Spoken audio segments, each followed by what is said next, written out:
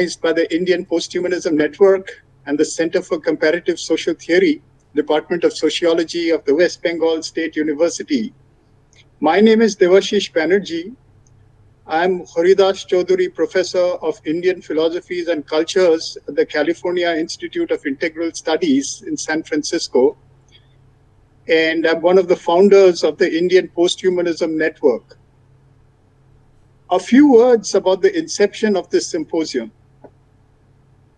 One may say it goes back to 2013, when I was one of the organizers of a conference entitled Beyond the Human, Monsters, Mutants, and Lonely Machines at the Jawaharlal Nehru University in New Delhi.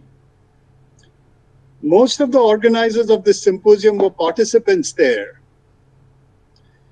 Over the years, I have kept in touch, particularly with Dr. Muhammad Munirul Islam, Assistant Professor of English at Presidency University, and Dr. Shamraj Sengupta, Assistant Professor and Head of English at Shammilani Mahavidyalaya.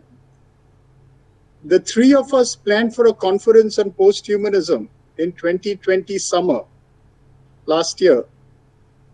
At the same time, my good friend, Dr. Francesca Ferrando, Professor of Philosophy at New York University, told me she'll be coming to Kolkata in 2020. So naturally, she also became a part of the planning.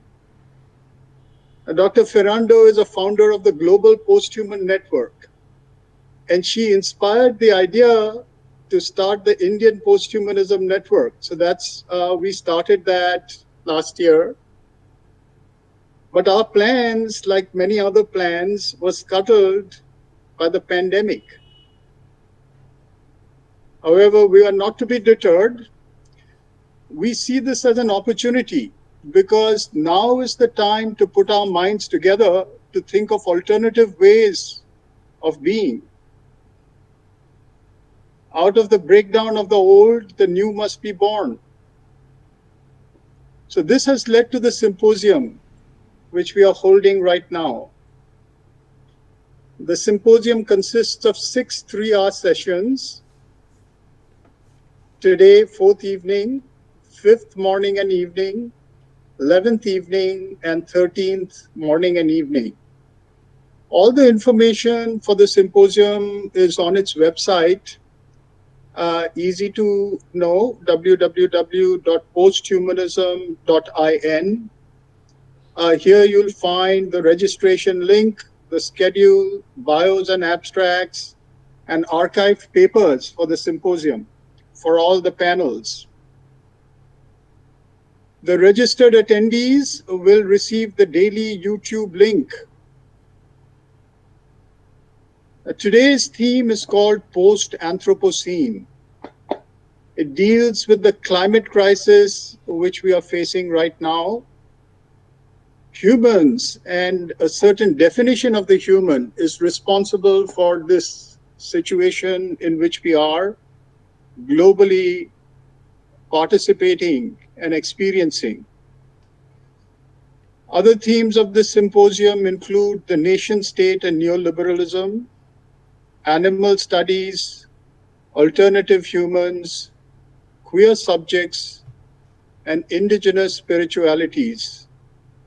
This is an opportunity to think together about what India can bring to the thought of posthumanism. So welcome everybody.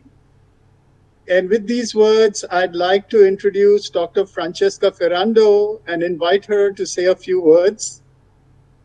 Dr. Ferrando is one of the most prominent voices in contemporary posthumanism. She's the author of the book Philosophical Posthumanism. In my opinion, the best primer on the subject. She's Assistant Professor of Philosophy at New York University and the founder of the Global Posthuman Network, and also one of the founders of the Indian Posthumanism Network. So welcome, Francesca, and please address our audience with a few words. Thank you. Dear Debashish, thank you so much for such wonderful welcoming and presentation of the conference. First of all, thank you so much, Debashish, Shamrat, Monirul, Anirban, all the people, Rita, Jonathan, all the people who made this conference possible. I'm so honored and joyful that this is happening.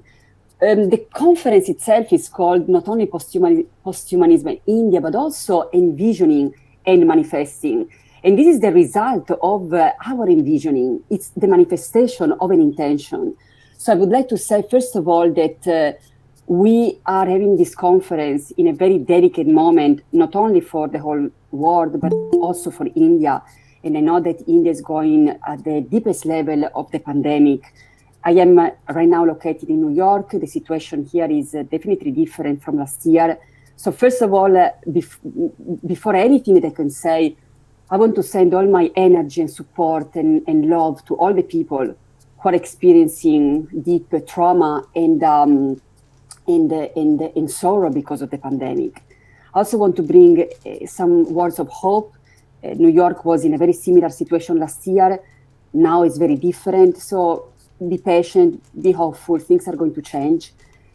And also, as Debashish was saying, of course, when something like this is happening, it's a message for all of us to understand a little deeper who we are. And as Debashish was mentioning, the pandemic is not just a pandemic, it's also the result of our actions as a species. This is when posthumanism really comes out not just as an academic theory, but something that can change society, that can change our species, and also can change the individual. India has so much to offer to the posthumanist research. That's why I think posthumanism is flourishing so wonderfully in India. If you think about it, there are so many traditions that are already bringing so many posthumanist messages. Even, for instance, the notion of Atman and Brahman, the micro and the macro reflecting and being at the same time is very much connected to the notion of posthumanism. When we realize that we are not just individuals, that we are not just our families, our tribes, our societies, we are also part of a species, we are also part of a planet. And the pandemic has made that very, very clear. So I would say that the pandemic is bringing a lot of tragedy and a lot of death, but also, of course, everything, also many different aspects, and is also bringing us as individuals, as societies, as a species, to look deeply into who we are. And when we look into who we are, we realize that we are connected to the whole planet. So, for instance, the pandemic is the result of anthropocentric habits of humans not honoring non-human life and beyond. I would say that this conference is not only a place for sharing and thinking together in academic terms, but also finding a community, finding support, finding relations and connections in this moment that for some people is going to be of deep solitude. So I would like to say that feel free at any time to bring your needs to the conference. We wanted to have each of the days a moment of just connecting with others. It was a little harder to do on Google Meet because we realized that there was not the chance to have people in small group just chatting and meeting and realizing that, yes, this is an academic conference, but it is also an existential event in which we are meeting others and we realize that we are with others and that we are not alone. So I want to make it very clear that if at any time in these 2 weeks together, something major happened in your life and you, for any reason, don't feel giving a classic academic talk and you need to change it and bring your voice and your needs to all of us, please do so. Please do so. So the last thing I would like to say here, and I don't want to take too much time to this introduction, is that the posthuman discussion is happening really at the global level. So it is very important that we acknowledge humanity as one and many at the same time. we are one species, as this pandemic has clearly shown, but we're also different. Think also of how the pandemic has affected some communities more than others because of, for instance, socioeconomic differences. So the aspect of unity is also connected to the aspect of being different and being related at the same time. In this sense, the post-human discourse is happening at the global level in India, Latin America, Europe, Africa, United States, China, Korea. And it's very important that each reality is not just having a global message. This is not a universalistic approach in which we have the answer. We don't have the answer. We have many questions that are understood as global questions. How to deal with the pandemic from a post-human perspective, how to deal with the Anthropocene, how to change the trajectory of the Anthropocene. These are global questions. But the answers are going to be nourished by the wisdom and the experience and the embodiments and the geological knowledge of each of us, which is going to be different and which is going to be very beautiful. So I know that India is already bringing so much to the post-human conversation, and that is not just a conference, but is also the inaugural symposium of the Indian Posthumanism Network, is going to flourish for years to come in incredible results, not only of academic research, but of ways of existing. That's why Debashish and I are going to have a dialogue next week about how to exist as posthumans. Because at this point, with the pandemic showing us the finitude of our life, the fact that we are alive and that eventually we may die, is bringing us deep existential questions, and is no longer just about another ism. So the Indian Posthumanist Network is going to allow the plurality of voices in India, with all the languages as well, and all the cultures and religions in the Indian subcontinent, to be in dialogue, learn from each other and teach the world, and learn from other nations, other cultures, other geographical settings that brought different insights. So, once again, I am deeply honored, deeply joyful to being part of this conversation that for me is not just a conversation, is an existential meeting, is an existential existing together. We're going to be addressing the diversity of humanity with posthumanism, the importance of going beyond anthropocentrism, and also the relevant field of post-dualism. And in this aspect, I know that India is going to bring so much wisdom and so much insights to everyone. So thank you so much, everyone, to join today. This is your space. This is your space. This is our meeting. This is our relation. This is our existence together. So enjoy. Feel free to bring your needs to the conference, and let's learn from each other. Thank you so much, everyone. So much energy and respect and honor and support and love to all of you. Thank you.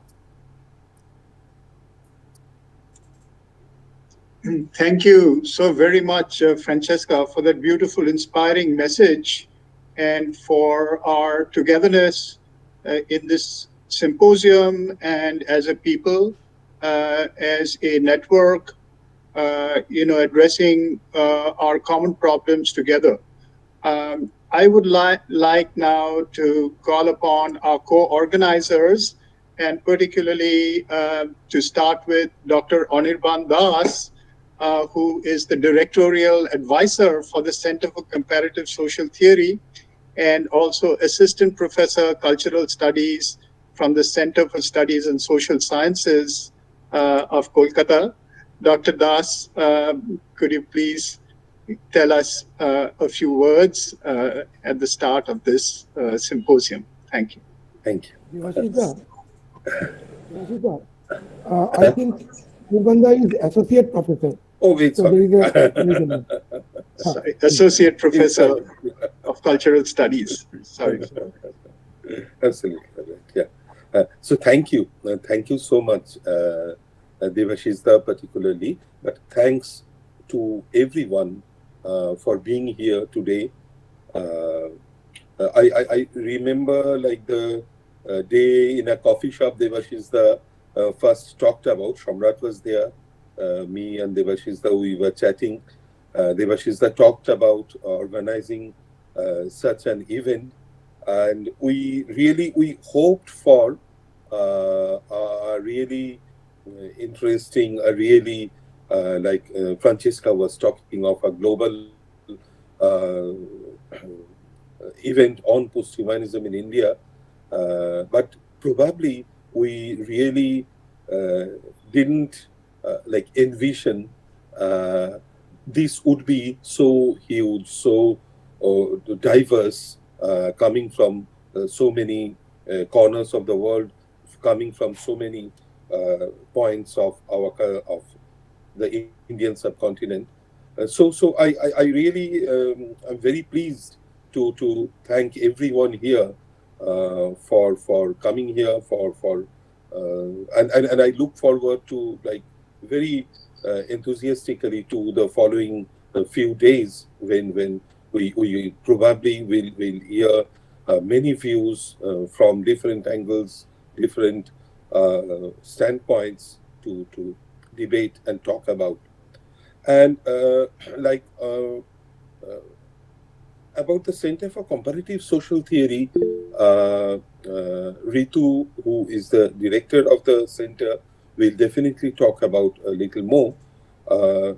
But maybe I'm really reminded of a very something which went on in the 60s very much, when people wanted to talk about one's address in terms of the state, the country, the world, the solar system, the Milky Way. I read it in Adrian Rich, but it's there. It's in many places.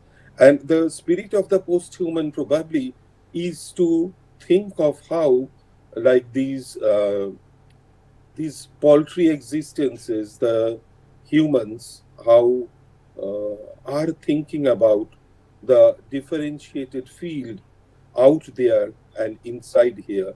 So like the differentiations which are beyond the human, in the sense of outside the human and inside the human both. The need, the necessity of speaking about that, the necessity of addressing that. And in a way, when we think about doing theory, doing social theory, which definitely the principle behind, one of the many principles behind the setting up of the Center for Comparative Social Theory had been that theory, like practice, is always and already comparative. And comparative in that very sense, that it is always differentiated from within and differentiated from without. So in a way, it was imperative that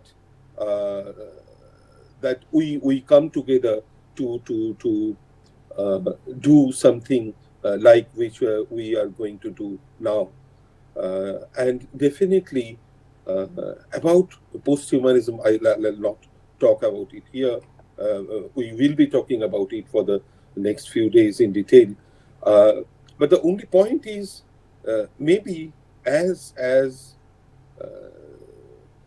one always has to address these multiple differentiations, one always has to think of very situated, located ways of doing posthumanism.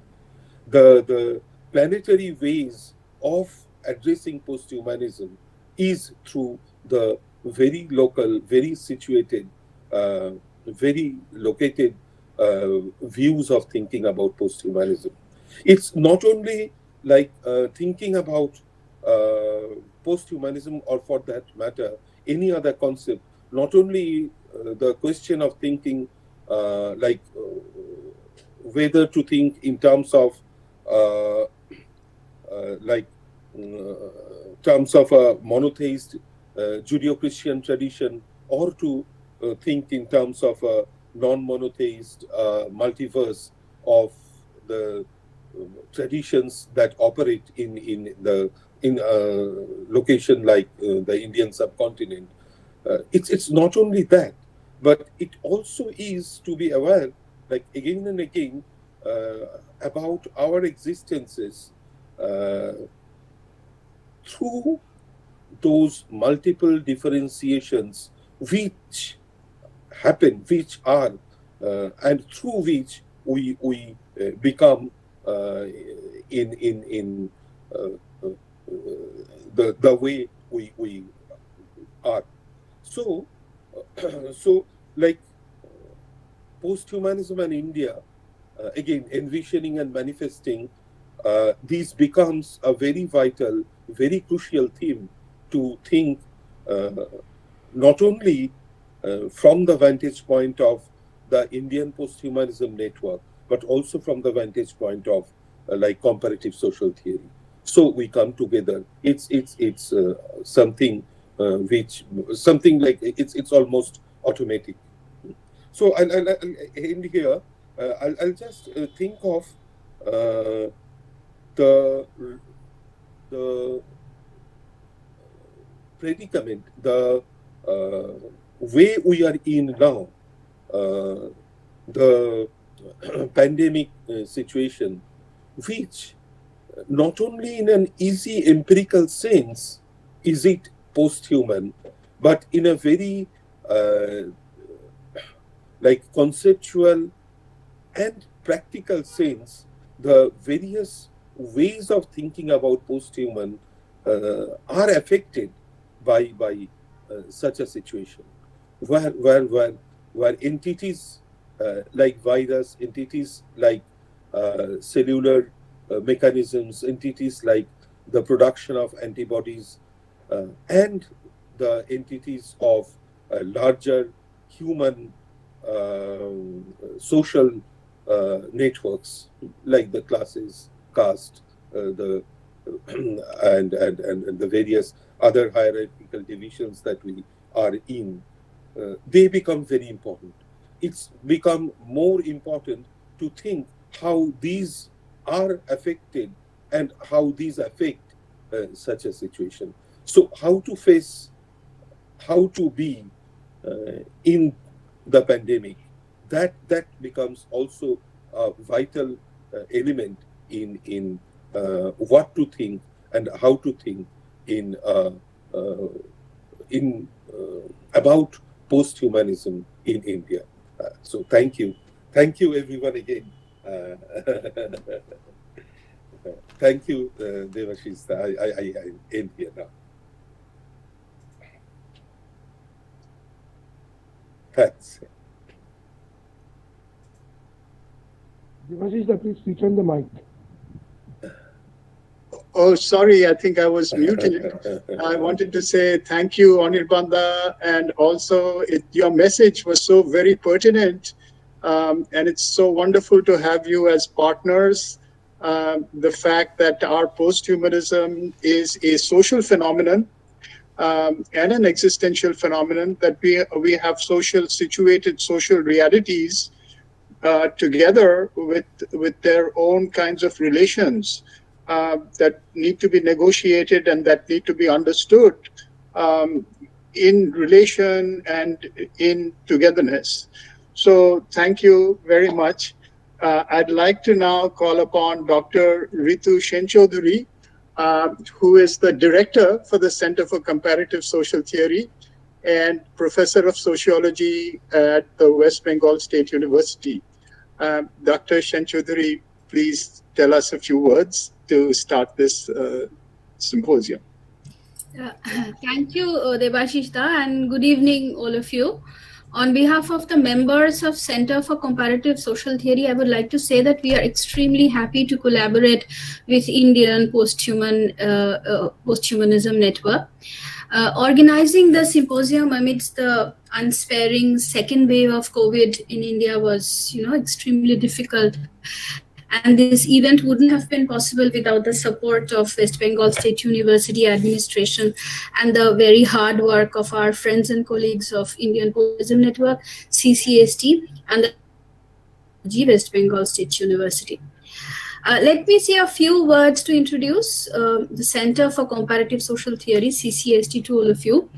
One of the new research centers of WBSU, that is West Bengal State University, CCST was inaugurated just in December 2020 amidst the exceptionally difficult times of Corona. And CCST is an interdisciplinary center which encourages collaborations with theoretically inclined researchers across social sciences and humanities. We came to think about this center in the course of our intellectual response to the seemingly post-theoretical turn of the social sciences, which has moved the focus away from theory to the archive of events in a purportedly more open relationship to the particularities of real, quote-unquote, real life. So we knew that a discourse that bases its epistemology and practice the unmediated and definitive notions of real life is simply another deluded form of hegemonization, complicit with the global gendered racial forces. Now, today, we are extremely happy that we are there. We are co-organizing the symposium in these delicate times. I must say that at the moment, India is facing an unprecedented spell of crisis.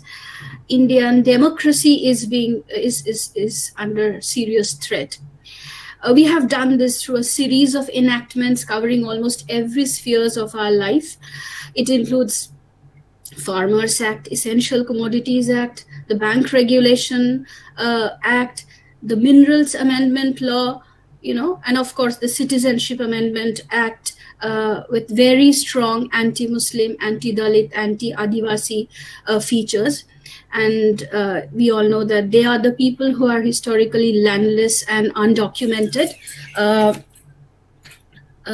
We also have amended our forest right, and it has enabled, state control of lands and denied most Adivasis of their land rights.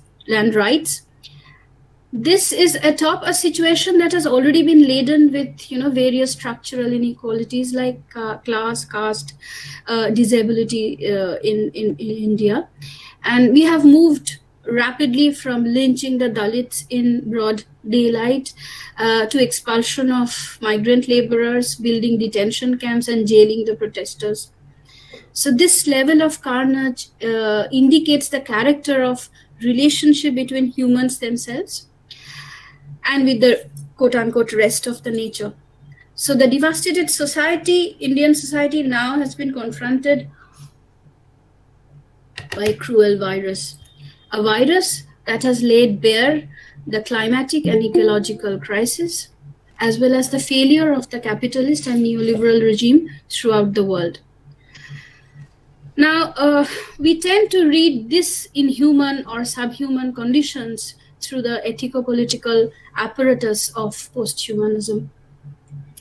Beyond the terms of the universal human and his unabashed species hierarchy, which forecloses humans' mutual constitutivity with a multitude of non-anthropocentric, organic, and machinic elements and energies, can be moved towards the incalculable other of man, where they are not just disposable objects of global economy, can be moved towards the impossible, effectual, transversal alliances of human, animal, plants, objects, and machines. I'm sure these, as well as several other concerns, will be shared in the upcoming sessions. That's all for now. Thank you very much.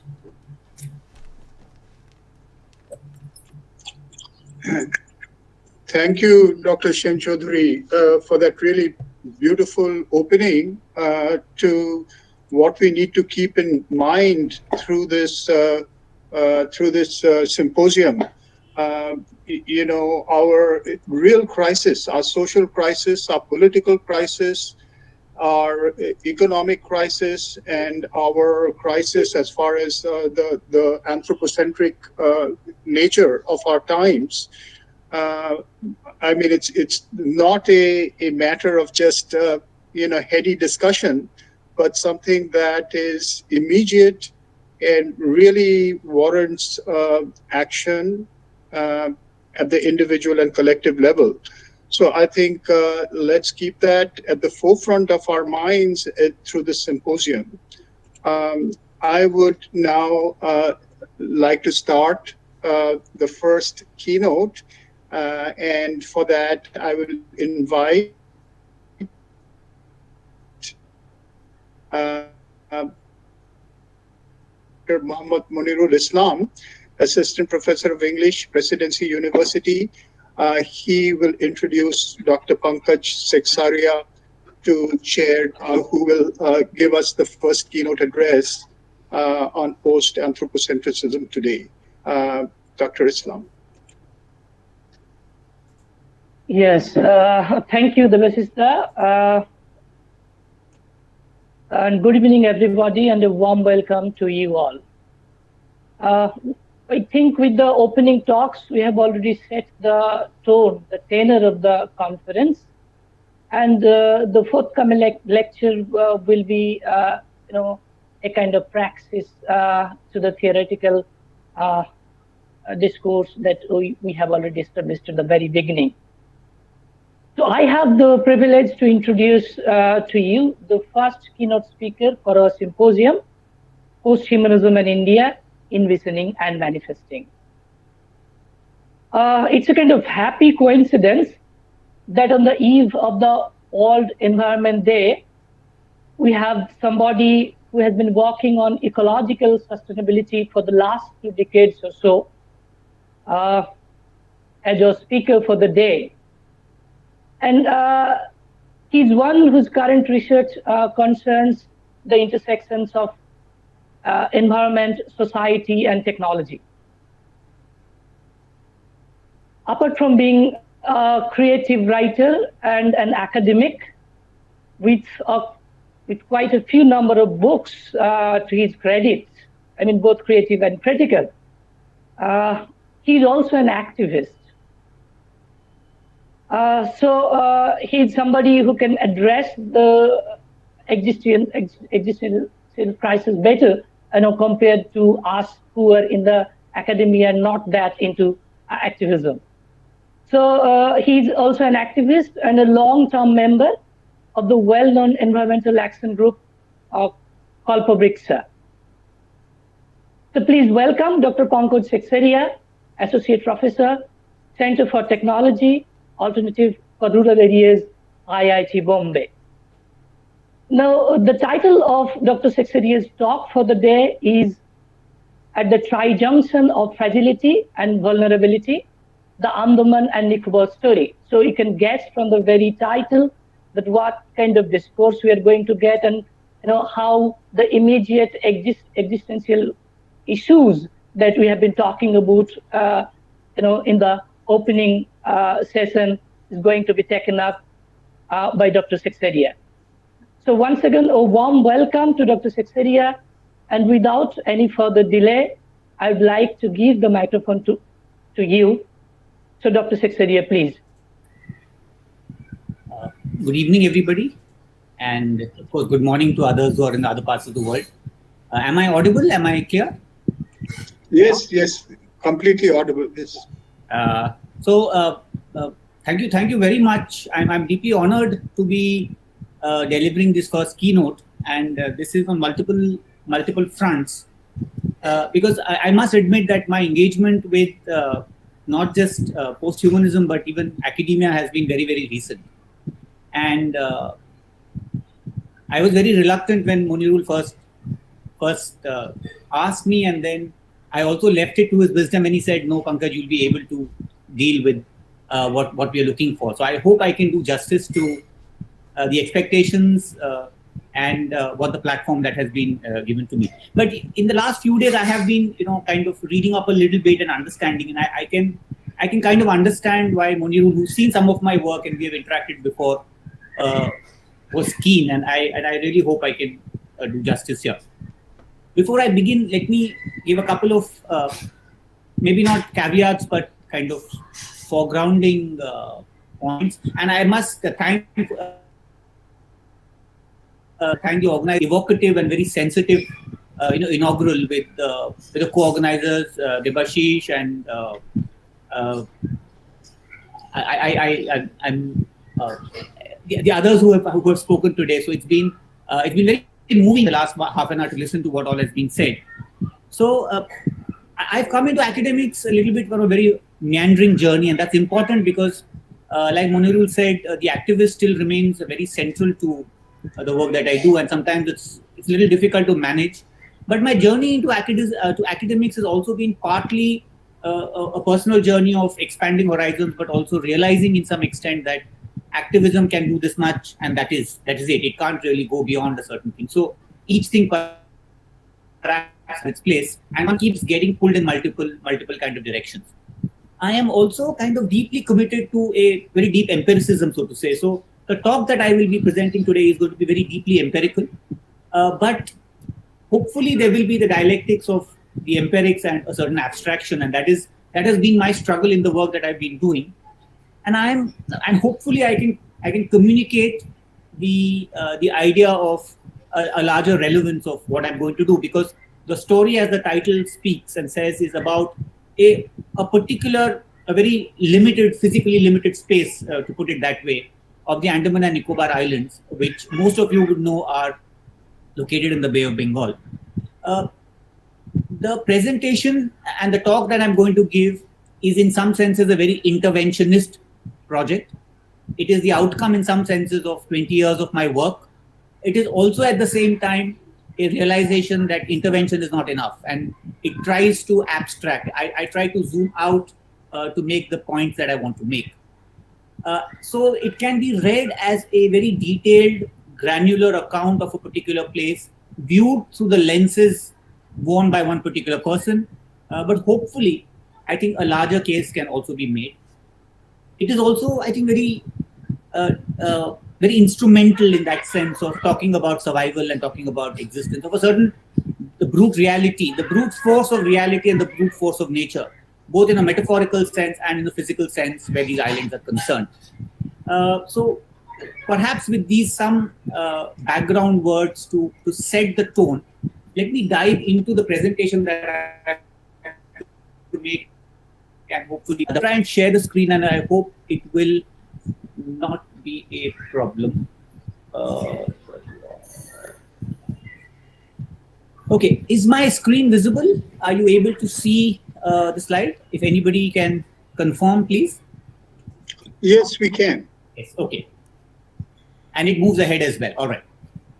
So the title is At the Tri-Junction of Fragility and Vulnerability, the Story of the Andaman and Nicobar Islands. Or like I was speaking recently in another platform, and I was wondering whether it could also mean thinking like the islands, because what would an island system need? What does it mean?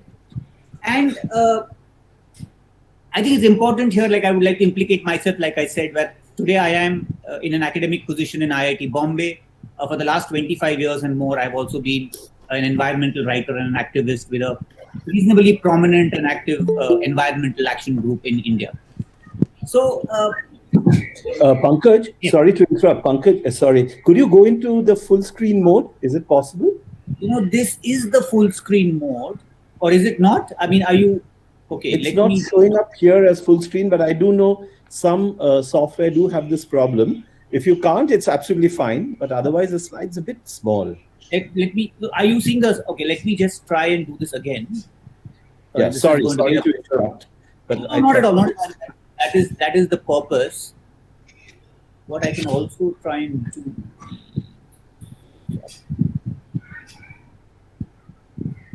You just give me a moment. I'll just try and figure this out. Sure.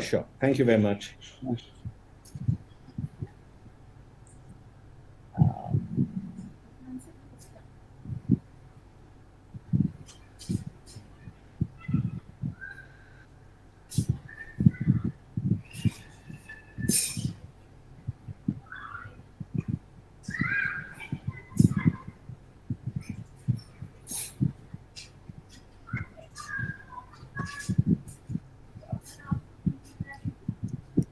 Is this working better? It's much the same, but I think you can just go ahead, Pankaj. It's all right, I think. I think you can just double click on the left side slides. It will. Yeah, no, I have done that. That's the screen I am seeing. That's the problem. Okay, what I will do is I will just, yeah. let me just convert this to a PDF, and I'm really sorry about this. No problem at all. Sorry. No. I think we did try this yesterday with Monirul, but it doesn't seem to have worked.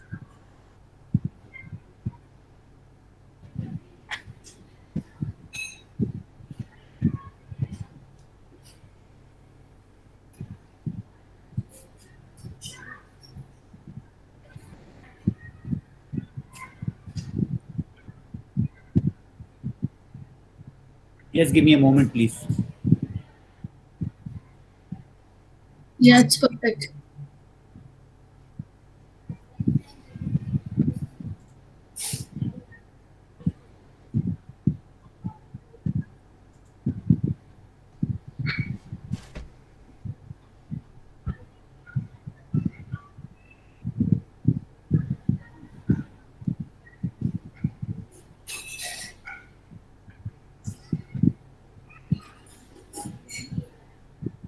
Can you see the screen now?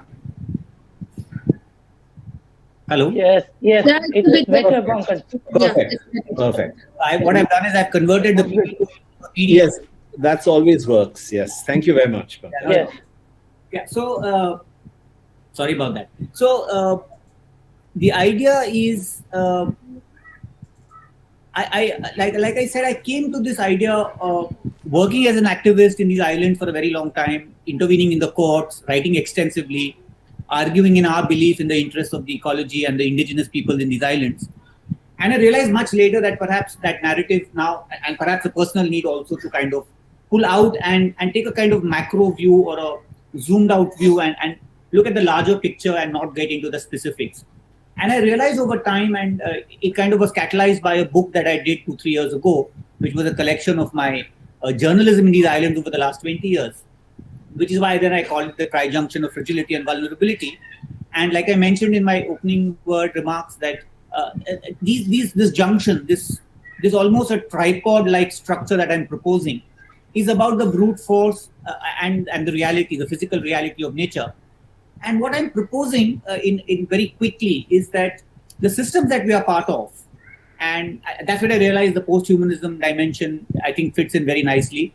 And in some senses, the Anthropocene is a manifestation of that, or a manifestation of the problem that we are facing, is that the worlds that we are part of, if they have to live in balance, there are 3 dimensions that need to be at least equally or broadly equally in balance.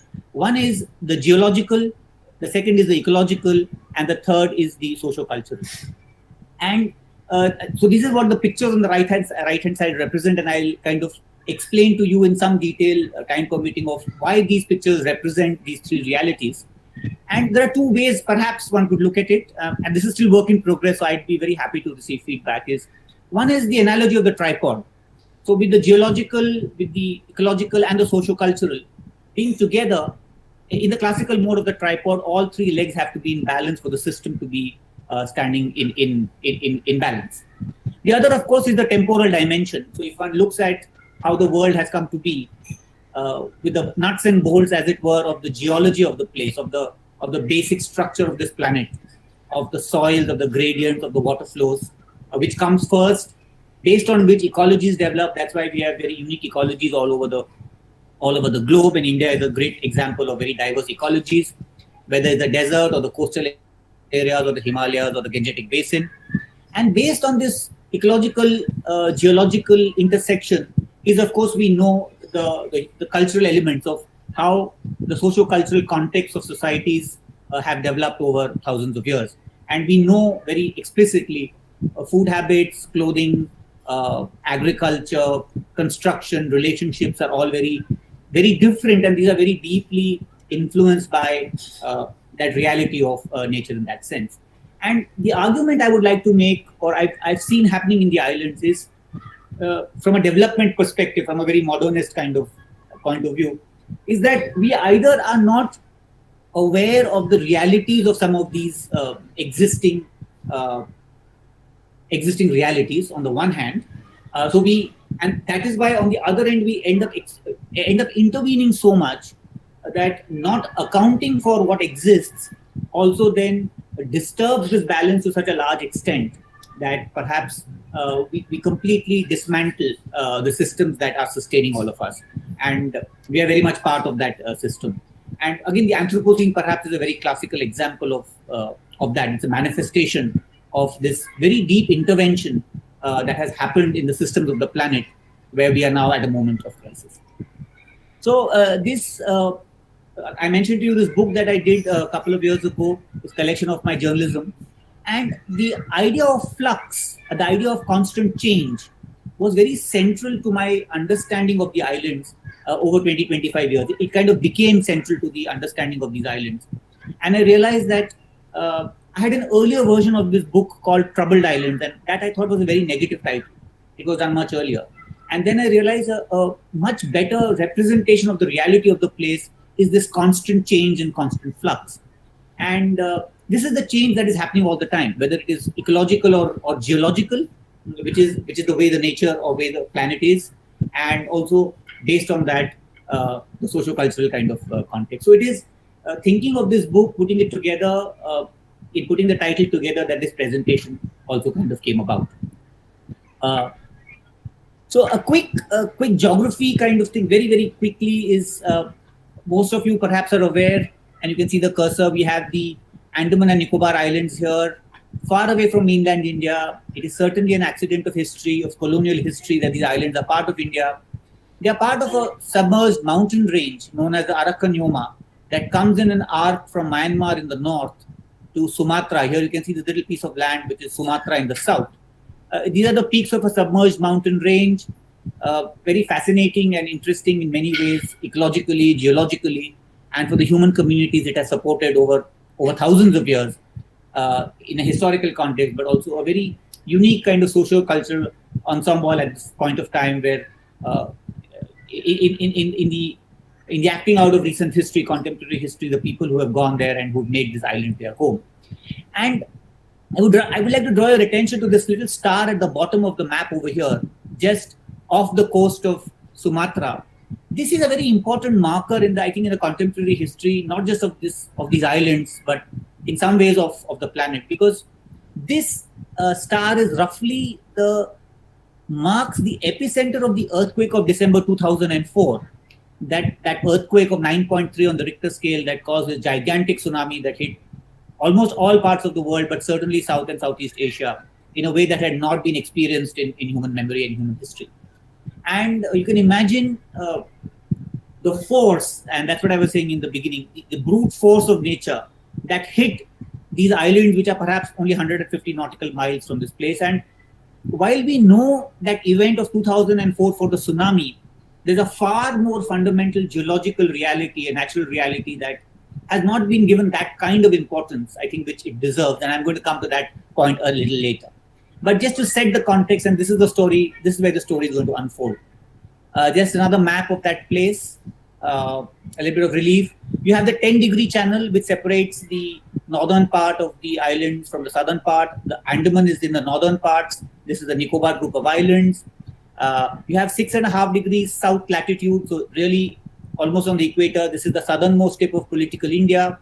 You have about between, depending on what the source are, you have 600 big and small islands, of which only about 5% or 35 or 38 are inhabited. Fresh water is a big constraint.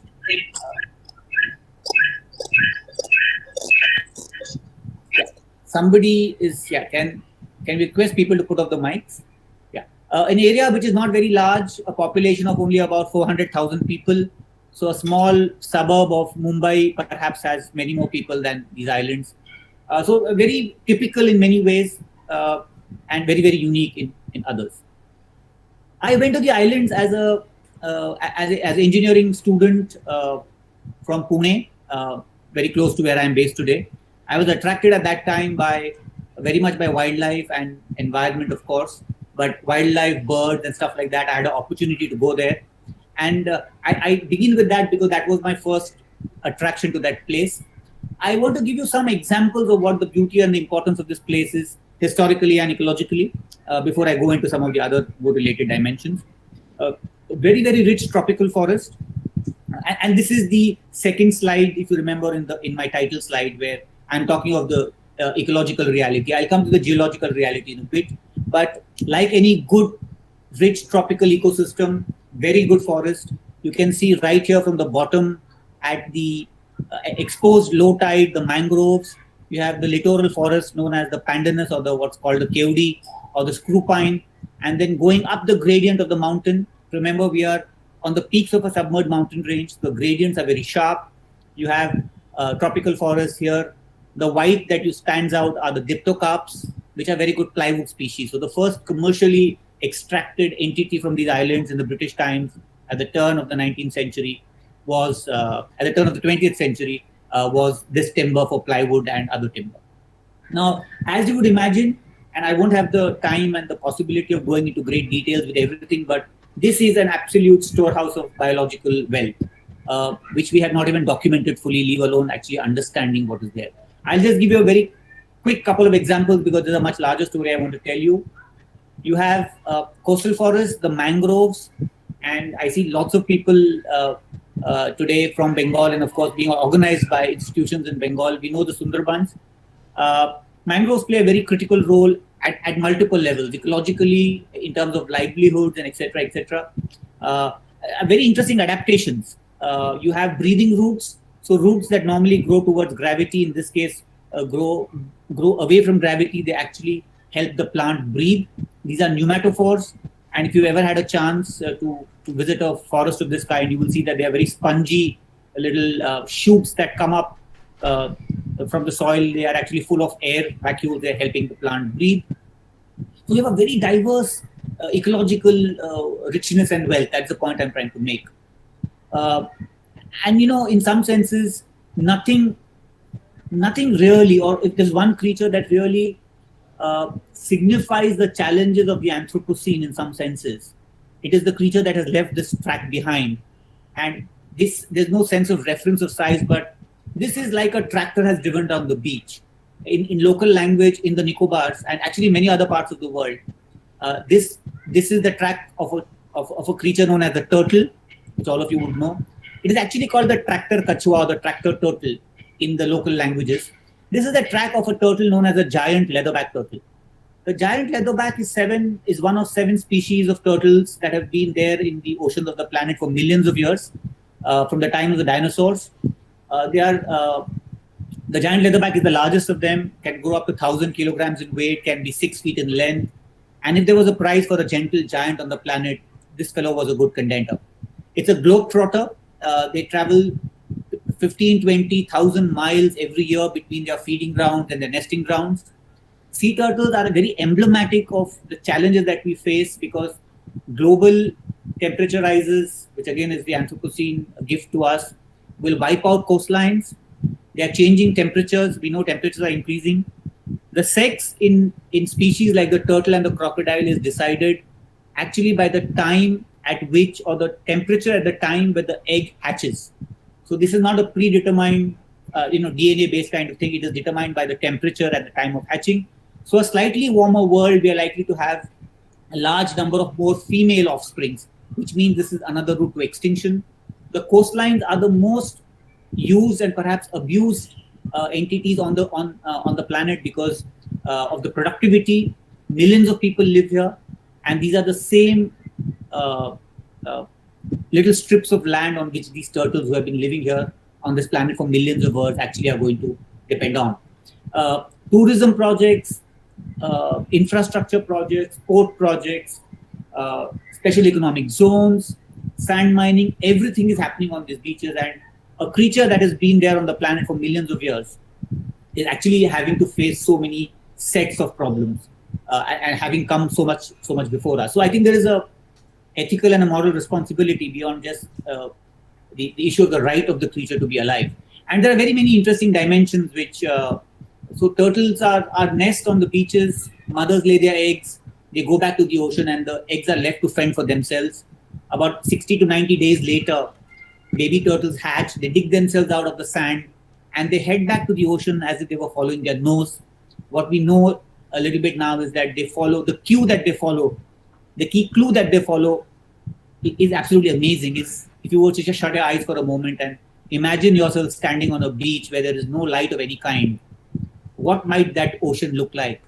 And baby turtles are actually following the light of the stars reflected on the surface of the water. Even on a new moon night when there is no moon, perhaps even on clouded nights like we have in the monsoons, or when there is in tropical areas you have tropical monsoons happen.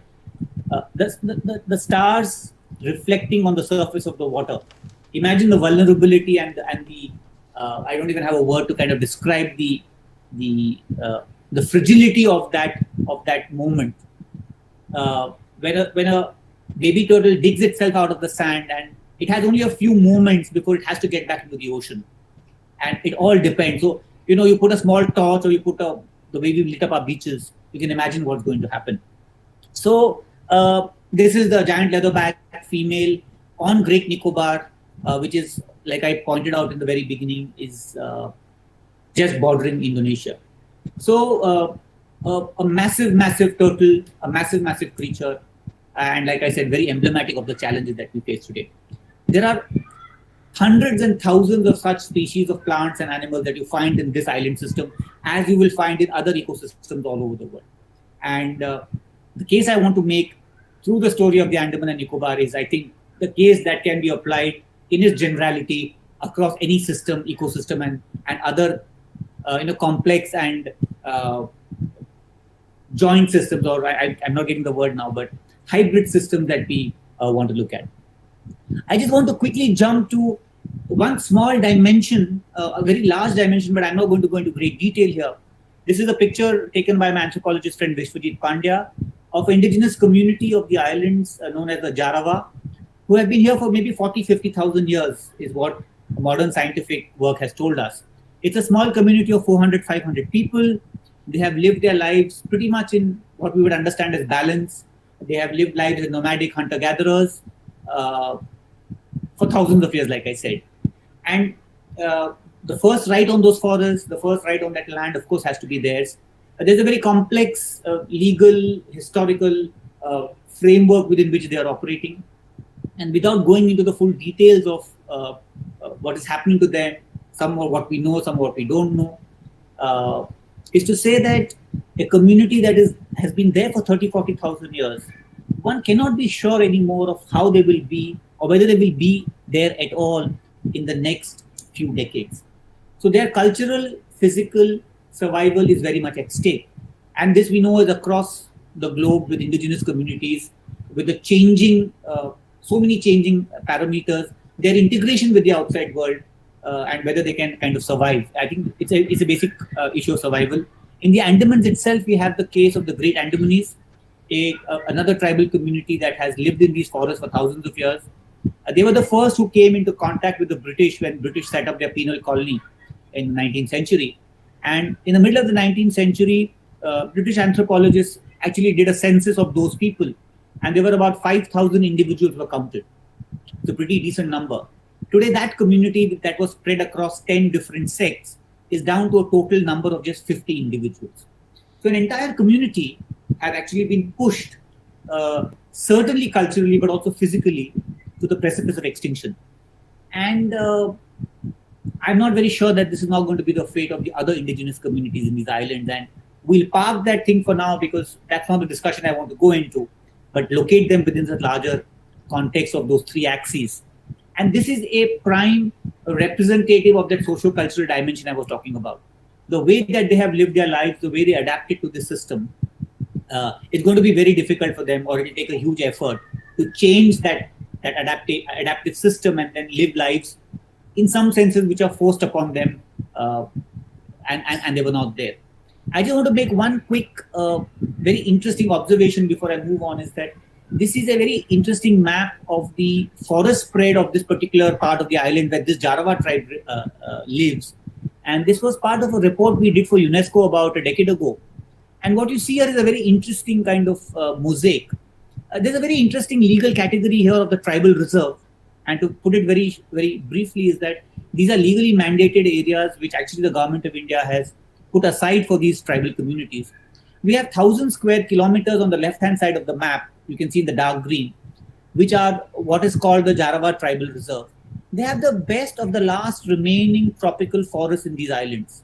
Much better and much richer and much more original than the the protected area network that is created by law for biodiversity protection. So the very basic point is that in these situations, it is where the indigenous peoples live, is where the biodiversity is at its best. Is at its best. And the two are very inseparable in some ways. Certainly the indigenous communities will not be able to survive if this basic habitat, this basic survival base is taken away. So there's a double argument there for protection of these forests and these ecosystems. It's not just about the forests themselves, but also for the indigenous peoples who have lived there. I'm already touching 8:30. I will try and wrap up in about 10 to 12 minutes. So I'll hurry up a bit. But I'm coming now to the third dimension. So if I might have convinced you about the ecological importance of this place, in a very snapshot manner, the importance in terms of a socio-cultural history and the peoples of this place, let me come to the first of the images that I showed in my slide in the beginning. This is the geological dimension. Like I mentioned, we all know these islands in 2004 largely for the tsunami. But what happened very interestingly and very importantly is related to the earthquake that caused the tsunami in the first place. And we all know that earthquakes cause tsunami.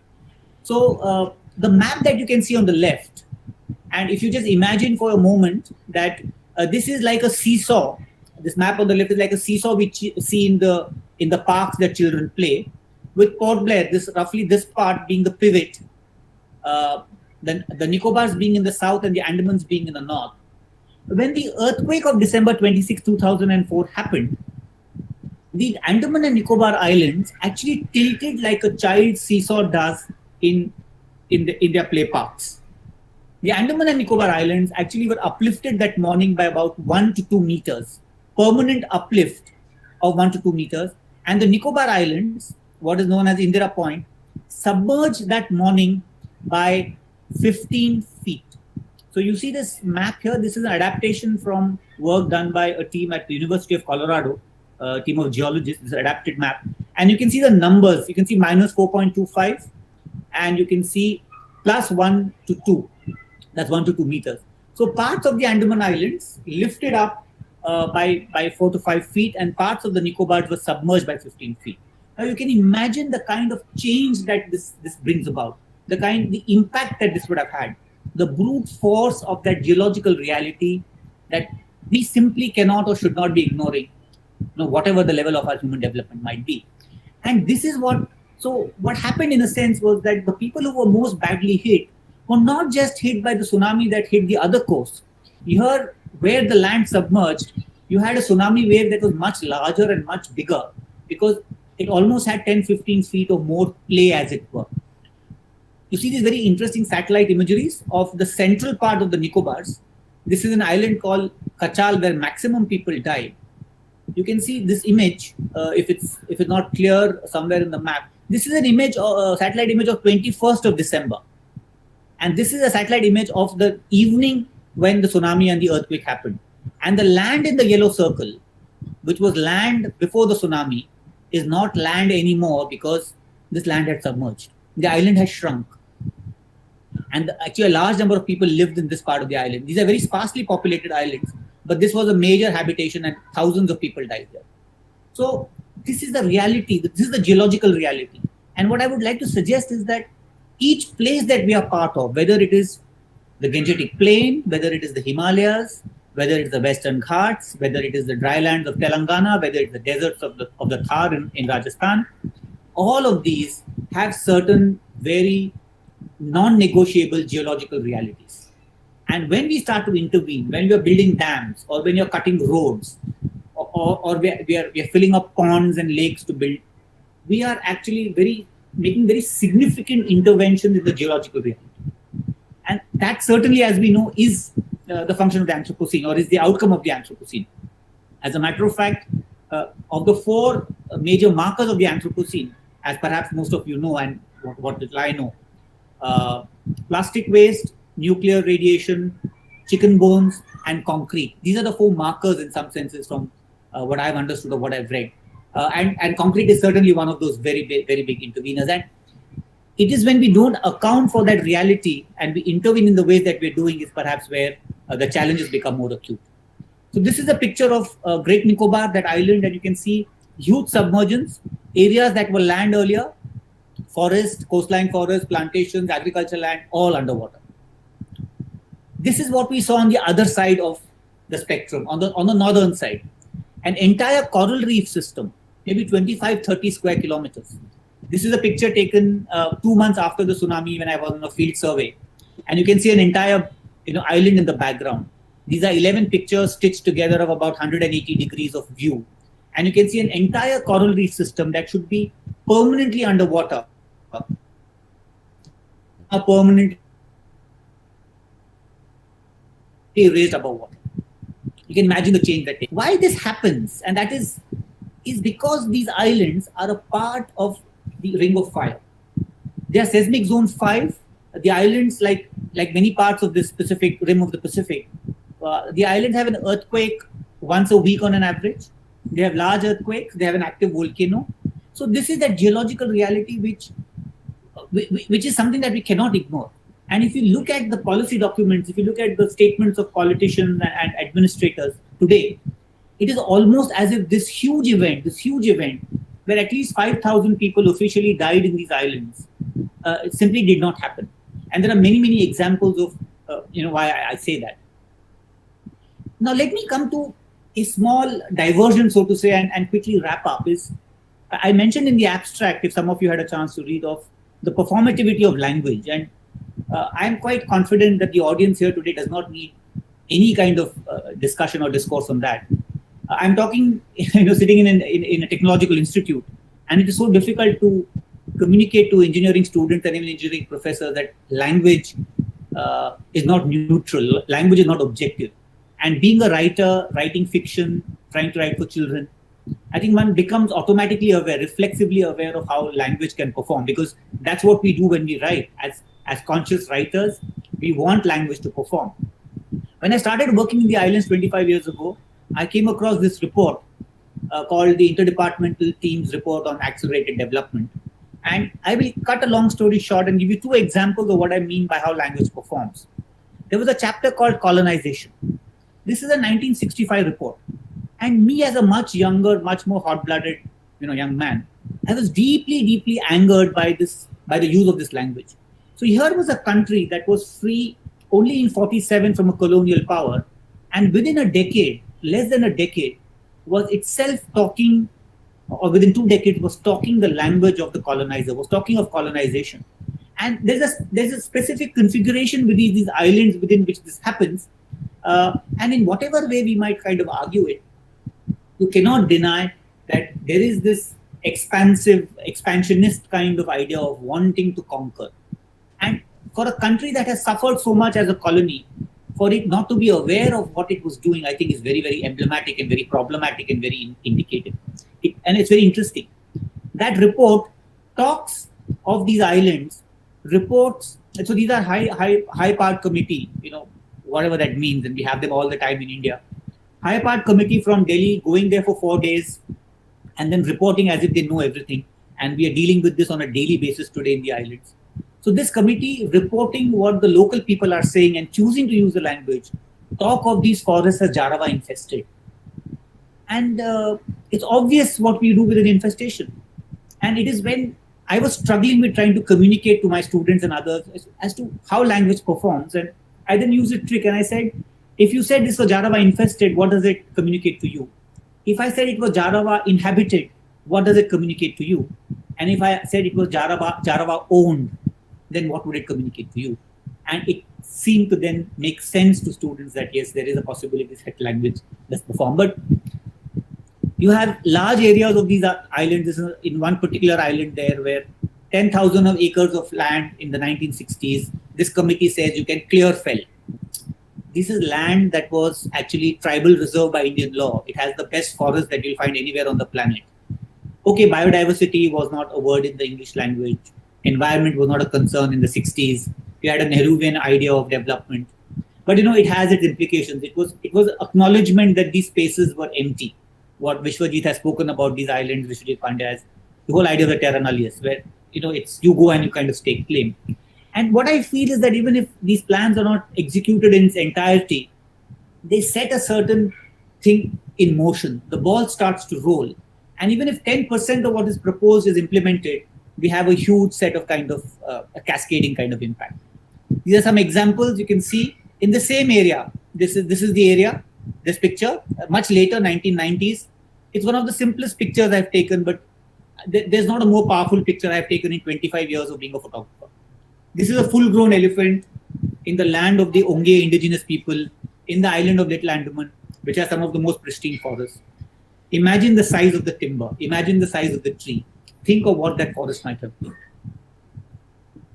And this continues. So today we have, we're dealing with this massive set of proposals by the Niti Aayog, and that's where my activist comes in. Just over the last 3 days, I've been writing a series of articles, and over the last 3 months, I've written on this Niti Aayog plan for the development of these islands.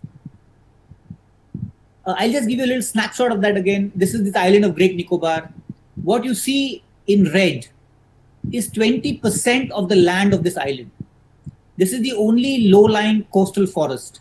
These are some of the best beaches here of that leatherback nesting I spoke to you about, I showed you. That picture actually was taken in this bay. The Niti Aayog has proposed a 75,000 crore project for a port, for an airport, for a township and a power plant in an area which is one of the most pristine, which has one of the most seismically active zones on the planet. This is an area which suffered the most when the tsunami came. This point is Indira Point, which submerged 15 feet when the earthquake happened. This is an island today which has a total population of 8,000 people. This project proposes there will be 6.5 lakh, 600,000 people in this one island in 30 years' time. Can we even imagine what is being proposed? Can we imagine what the scale of the impact will be? There are indigenous communities in this island. There is no technical feasibility. There is no economic feasibility of these projects. Even if they were technically and economically viable, they are not acceptable. In the absence of all that, what is it that allows us to kind of think of all this? And then what happens to that axis? What happens to that tri-junction? That's the question I'm asking. That's the question I want to ask. That's the question I want to put across. Because, it is the only way I realize that we can challenge that narrative. Because if in 1960s the islands were Jarawa infested, in 2004, for example, in this article, the islands are just a prize piece of mid-ocean real estate.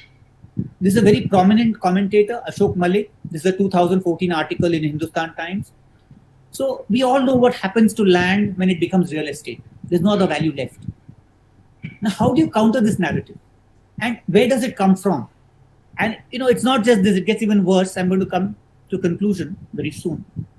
In 2009, 5 years after the world's largest earthquake and tsunami had hit these islands, in a defense seminar in Port Blair, the administrative headquarters of these islands, the former president, the scientist president, the late president, APJ Abdul Kalam, in a defense seminar in Port Blair, in his vision for these islands, actually proposes a 215 megawatt nuclear power station in an island that has seen perhaps the biggest earthquake in human history. Where is this? It's very difficult to understand where this is coming from. It's very difficult to challenge this even, because when a person of that stature says something like this, it is impossible to make an argument. But where does it come from, I think, is an important question. And it has become doubly important for me to be able to raise it in an IIT kind of system. I don't know how effective I am, but I'm trying in doing that. And that's where I find, and I'm really in the last couple of minutes, is my recent work, my PhD work in science and technology studies, where I'm trying to bridge this reality of that I see and a certain conceptualization. And I will conclude with what I find to be two very useful and very beautiful formulations, almost a century apart by academics in the US. This is Lewis Mumford talking in the 1930s of the polytechnic and the monotechnic.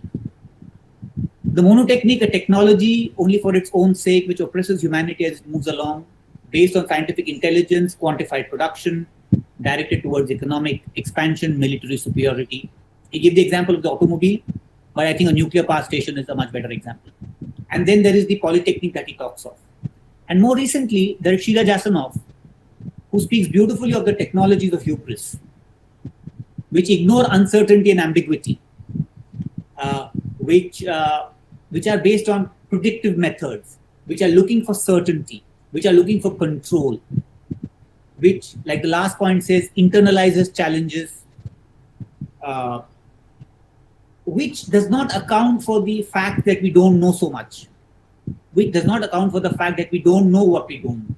And then she formulates the idea of the technologies of humanity that help us come to the grips with the ragged fringes of human understanding, the unknown, the uncertain, the ambiguous, the uncontrollable. And we all know that if there is anything that defines our reality, it is this. It is the unknown, it is the uncertain, it is the ambiguous, it is the uncontrollable. This is the flux, this is the change that we don't know what's going to happen. In our natural world, in our social cultural worlds, in the nature of our relationships. And I think perhaps in today's times, in the times that we're talking about, who could have ever thought that we would be in this moment with the COVID pandemic? Now, if we don't account for this reality, if we don't account for this raggedness of our existence, we are only going to create and perpetuate the disasters that we have actually inherited. And I think it is the most vulnerable that will be hit the most, and the more fragile will become the more vulnerable. And that is something that the Andaman has taught me, the islands have taught me. And I would like to propose that perhaps we can use the similar analogies and the same larger narrative to make a more general case about why we have to account for that geological reality, for that ecological reality, and that social reality. And in some senses, if I might argue, it's not a tri-junction, I realize. It's actually the three strands of the past, which are constituted by these three elements, meet the future in this intersection, which is the present. So the past brings us all of this into the present, which is always there. And this is what links up to the future. And unless we account for all this, the future that we have is deeply at stake. Just to wrap up, these are the books I have done. This is the book I mentioned. This is a novel I have done. This is my most exciting little project, this little book for children that's coming out in a month's time. A 1,000-word story about turtles in these Andamans, a little boy who sees turtle nesting for the first time. We are also translating it into Hindi. I'm really excitedly waiting for that book. I run a Yahoo not a Yahoo group, a listserv on the Andamans if anyone of you are interested. This is my email ID, and this is it. Thank you so much. I have taken more than I had wanted to, but I hope I've done justice. I'd be very excited to get your critical feedback and any questions and any thoughts. Thank you so much, Moniru. Thank you to the entire platform for giving me this honor of presenting this keynote. Thank you, ladies and gentlemen. Okay, I mean, thank you so much, Pankaj. It has been a wonderful journey, I mean, through your lecture and a kind of visual treat as well. Now, I'll very briefly comment on the lecture that went on and then open it up for questions. We are overrunning, I mean, in terms of time. Yeah, and I don't know how, because you have to share the next session, so we don't have much time for the Q&A. But interestingly, the tri-junction that you have been talking about, the geological, the ecological, and sociocultural, I mean, and how, you have interpreted that how this interacts in the space of the Andaman and Nicobar Islands. I mean, the intersection of the three. I truly believe that, this is a kind of metaphor. We can take it as a kind of metaphor, and it will help us to understand, as you have been trying to say, the larger global situation that we are in. So, I mean, I mean, for me, it was, understanding the geological. We talk a lot about the ecological and the socio-cultural, but how, the geological is as important as the other factors are, and how that understanding of this category or this aspect, is so important. Secondly, while you referred to the Jaruas, I could think of a kind of alternative way of life that is exemplified by, the way the Jaruas lived in the forest for thousands of years, and how this has suddenly changed with our, socio-cultural intervention, with our modernist interventions. Third, if we move on a bit, then we can also say that, when it comes to our way of looking at the islands, or looking at nature, or looking at, the earth in general, looking at the non-human forms of life, so to say, in general, then we are still, blinded by the, or blinded into the Eurocentric frame. We cannot think beyond and that is reflected in the kind of language that even we used, maybe in the case of APJ Abdul Kalam, or maybe in the 1965 case that you have been talking about. So, and how, our frame of thinking is reflected in the policy decision that, in fact, reflects the kind of interventions that we are trying to make. And perhaps we're what I guess we are going into completely wrong direction with the present frame of thinking that we have. And here, that we are questioning the present frame of thinking, and you're talking about, the technology of, say, humility, and the way you have questioned the human hubris. This is something that makes your argument, makes your lectures so relevant. I mean, to the conference as a whole, to the themes that we have, in the conference as a whole. So with this, thank you so much. And please, very quick question. You can raise your hands and ask your questions, please.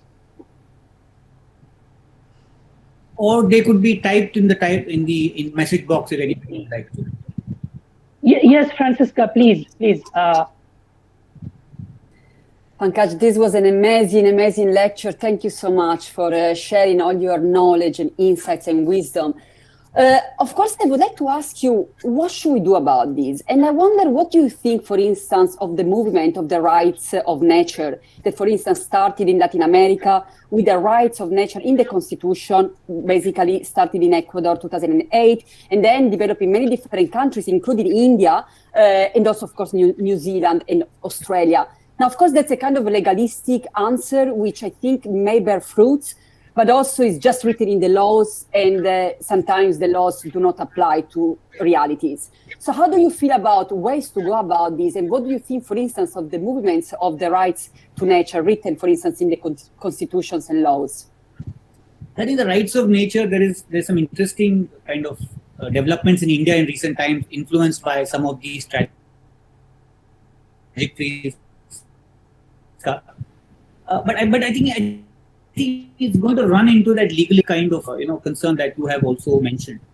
I have come to increasingly believe that we have to tell the stories. I mean, and stories can be told in different kinds of ways.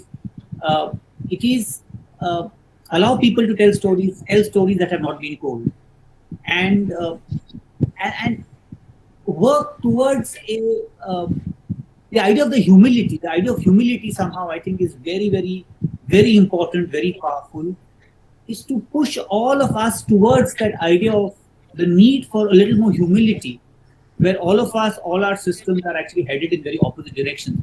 And why I say that in response is that unless that happens, I think a more fundamental change will not come about. If it is forced, if it is legal, it all runs into kind of boundaries. And in some ways, in the session that's going to follow and Gandhi in some ways, I think becomes important in that sense because too many stories have not been told. The narrative is being dominated by a set of people, by a certain set of ideas. And how can we open up that box and unpack it and let, how do we look at the world from the eyes of a turtle or the eyes of an octopus? What would that world look like? And how can we do justice to that world? So I don't have an answer, but perhaps, I don't have an answer. Thank you so much, Pankaj. Yes. Yes. So any other question from anybody? I mean, from the participants or Devashisda, please. Yeah, thank you. Yeah, that was a really incredible talk, Pankaj. I had a question because you mentioned about your institutional affiliation and your institutional intervention. That you are at the IIT Bombay, which really is so centrally connected with the entire project, as you mentioned, of Nehruvian development. It was set up for that. And the people who go there are essentially preparing to become the Mughals of Indian development, in a sense, technocrats. To find somebody like you in an institution like that is quite interesting, because I was in an IIT in 1973, briefly. Mm-hmm. There were humanities departments there, which really meant nothing. So can you tell me a little bit more about the possibility of institutional intervention and in that very important key institution where you're located? So I am very new to academics, like I mentioned to you. I'm even newer to IIT. I've been here only 2 years. And within IIT, I am in a kind of an outlier institution within IIT. So we have a little center called the Center for Technology Alternatives for Rural Areas. So having said all that, I think what I think, Debashish, is that we have all these institutions, like we know of, all institutions are not monoliths. So they have their inertias in a particular direction, their momentum in a particular direction. But there are these little spaces, you probably remain, and probably we will remain on the margins. But there is enough space and oxygen literally today almost, not just metaphorically, for different strands of thoughts. So you do find, so the imperatives of the larger institutional structures, whether of the state or the institution, of course, are there. But it is, so I'm grateful that I have this position here on the one hand. But so it's not, I could quickly say it's not a monolith, but yes, we are a small little hole, the little rat trying to dig the hole will never succeed. But for example, if I might just, the center that I am part of has a very interesting history that actually goes back to Schumacher and perhaps even Gandhi, of appropriate technology. So there is this small countervailing strand that is asking the same questions that you are within the institution and doing a little bit, of course not shaking the edifice, but at least surviving themselves and not becoming part of the edifice. Thank you so much. And there are spaces, and there's a lot of possibilities. Yes. Even within the scientific community. I did my PhD in STS. I spent 5 years studying scientists in laboratories. And you realize, in the Laturian kind of mode, and you see a very interesting, narratives of different kinds. Yeah. But I think that's very interesting. Yes. Okay. Thank you, Devashisda. I think we can take one more question from Malgorjata Kualje, I think, if I'm pronouncing it. Yeah, hello. Yes, hello, please. Am I heard? Am I audible? Yes. Thank you very much. I know that we are running out of time, so I'm going to be quick. Thank you, Professor, for most interesting and touching lecture. I learned so much from you from the lecture. It made me realize how international, how spread around the world our human figures is. In the area where I live in the south of Poland. We have great a huge problem with the quality of air, with smoke. And that mainly comes from the coal that is burnt to houses. Some people also get rid of the garbage that way. And I really can't possibly understand how come we can't see the connection between, burning garbage and then inhaling the air that we've produced, how harmful that is for ourselves. So we should be willing not to do that, at least to protect ourselves, if not the environment as such. But I believe that we do that simply because we can, and because we see the fragility, as you've said, of those tiny creatures and how powerful we like to perceive ourselves. And I believe that the pandemic made us realize that we are not that strong, that we are fragile too. Do you think, Professor, that we might, lesson that we've taken, that we've learned, might simply bring some positive effect in the form of probably thinking twice before we carry on certain projects that you've listed in your lecture, the harmful ones, right? Thank you. I think I might have a rather depressing answer there. I mean, I don't see we responding in the ways that we might want ourselves to be responding. And I'm talking from a certain empirical reality. And I mean, if you look at the Indian context, and I think in the opening remarks, it was mentioned even that we stand at a very interesting moment in India's political history as well. And that system does not seem, I'm talking only of India at this point of time, but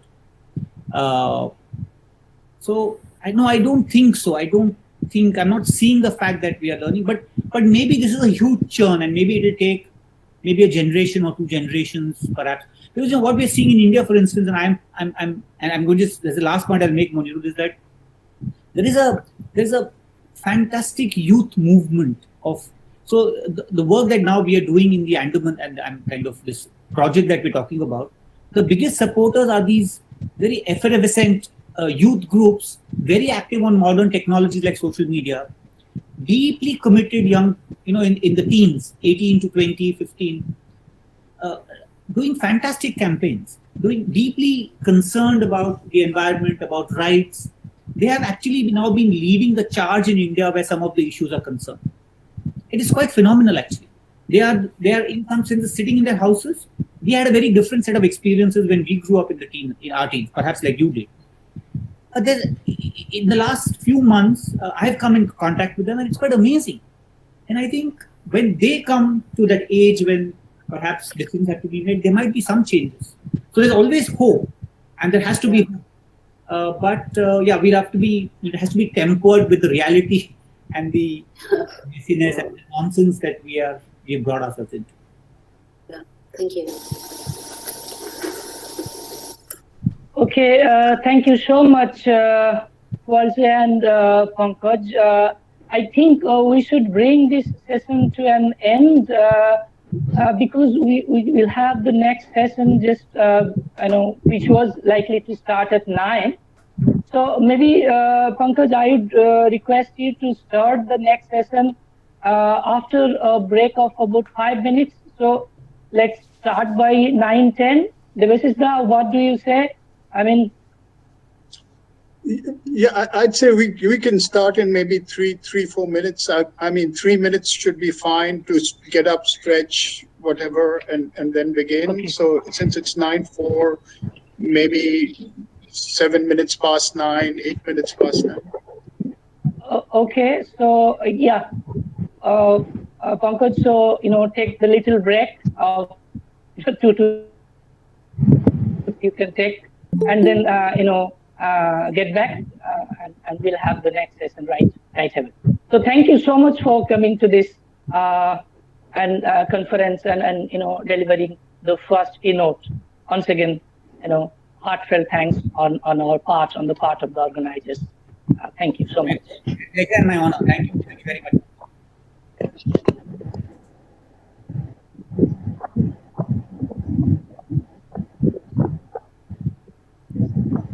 So the best is just you can take over and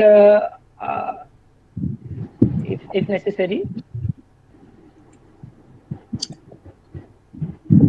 Yeah, I think we'll just take a little break and then maybe the next session, Pankaj is the chair for the next session.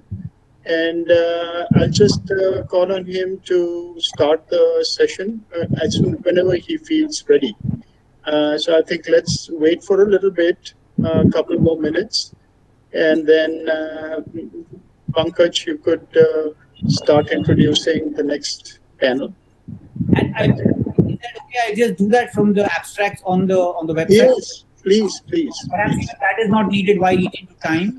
Yes, you don't even need to read the entire abstract, or you don't need to read the entire bio. Just a little background, the name, yes, and the institutional affiliation should be fine. Absolutely.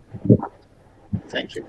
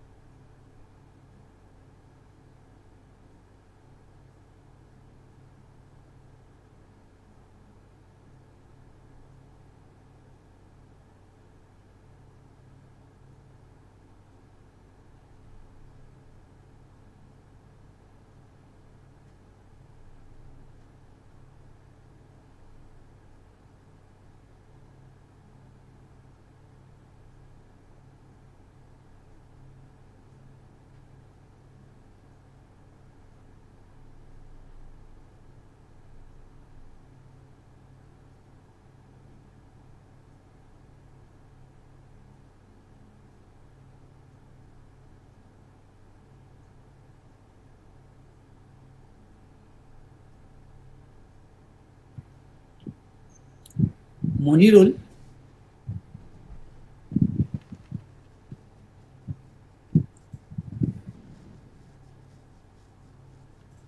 Yes, Pankaj.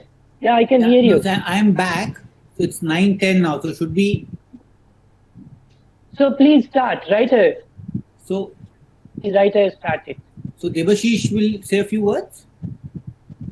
Debashish, are you there?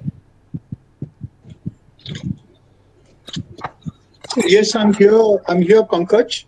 I think we can just start. I think there's no need for anything else.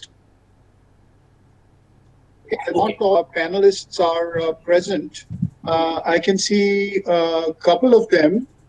I can see Somili Das and I can see Trishola Dotto, but I don't see the other two.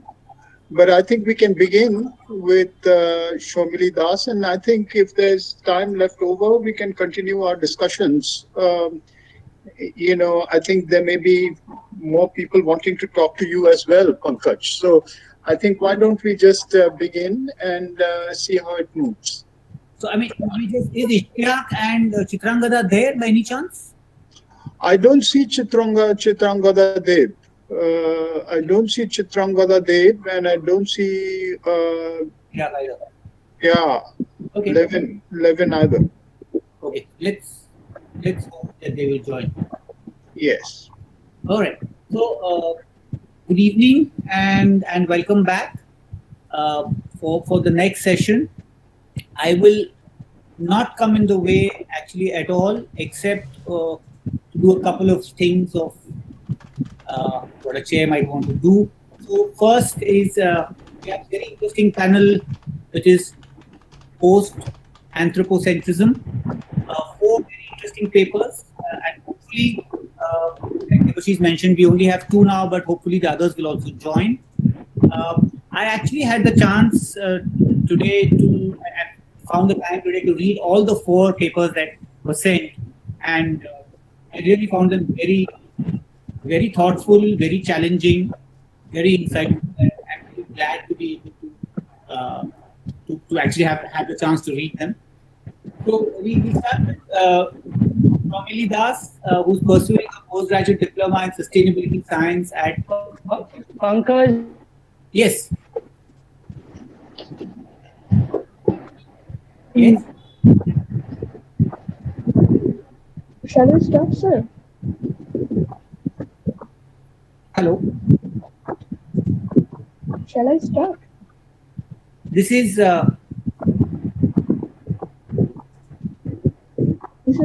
show me. Hi. You have to turn your camera 90 degrees. I think I cannot do this because I'm using a mobile phone. I see. Okay. We are seeing you, headed like taking a rocket off.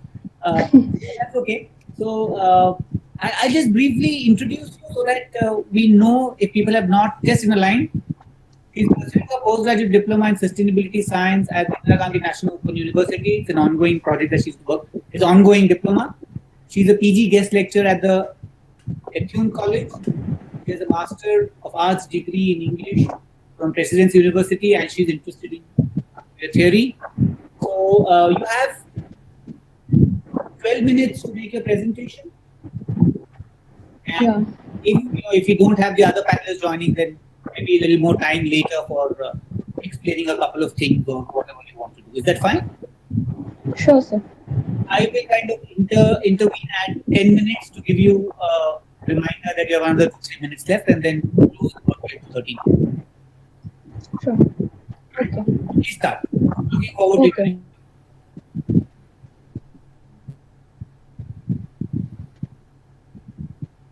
Hello.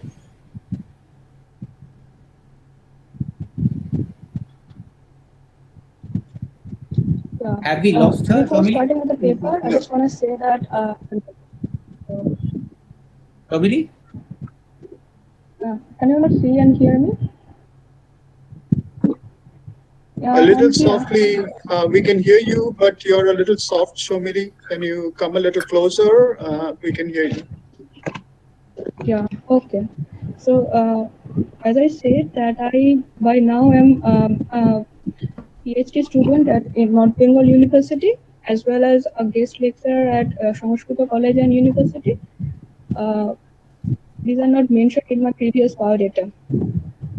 Okay, so starting with the paper, I changed the title. It is called Posthumanism and the Horizons. Subtitle is "Dot Acha Hai" or "Dot is Okay." So my paper will start with the very basic question, like why is it necessary to have a posthuman conference with regard to India?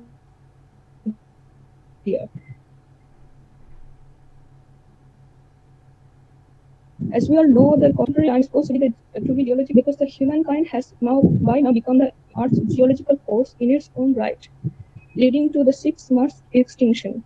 The increasing ecological destructiveness that has been making usual lifestyles difficult is also making us retrace the causes of the Anthropocene so that we can discontinue the practices and save ourselves from further ecological disasters.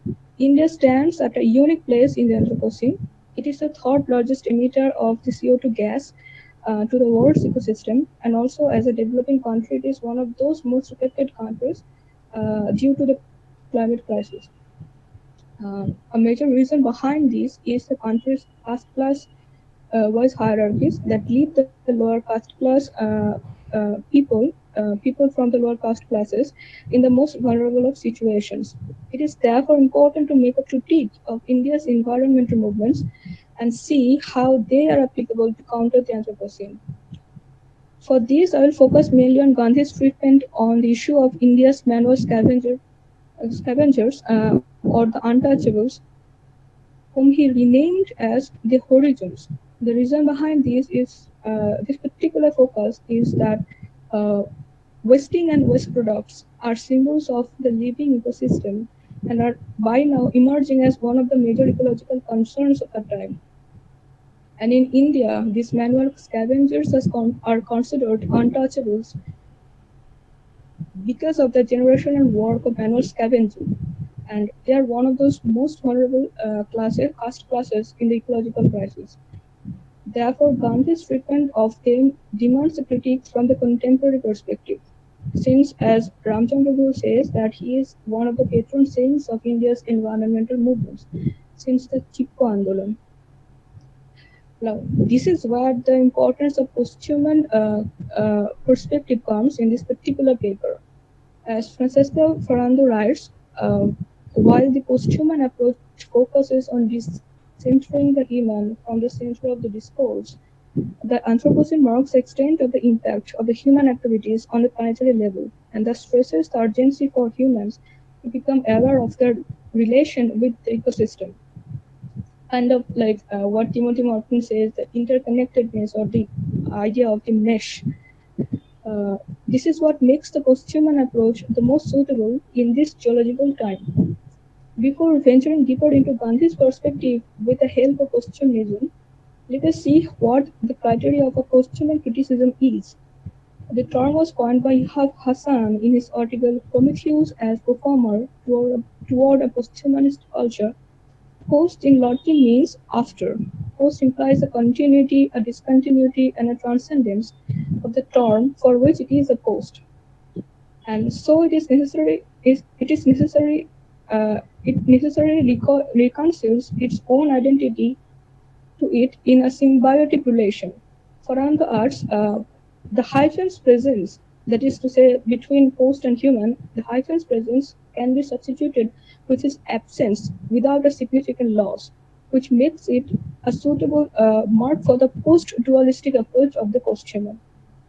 The posthumanist concern or posthumanist approach also focuses on the non-binarism of languages so that they do not fall prey to the essentialized definitions that are so handy in our languages. So far as India is concerned, as already opined, the ecological crises are worsened by the caste class divisions in Indian societies. I'm using caste class in quotation mark because I'm quoting from Sumit Gupta. So in this view, to remember Nicholas Dirk's words, when thinking of India, it is hard not to think of caste, since caste has long been the central symbol of India, indexing it as fundamentally different from other places as well as expressing its essence.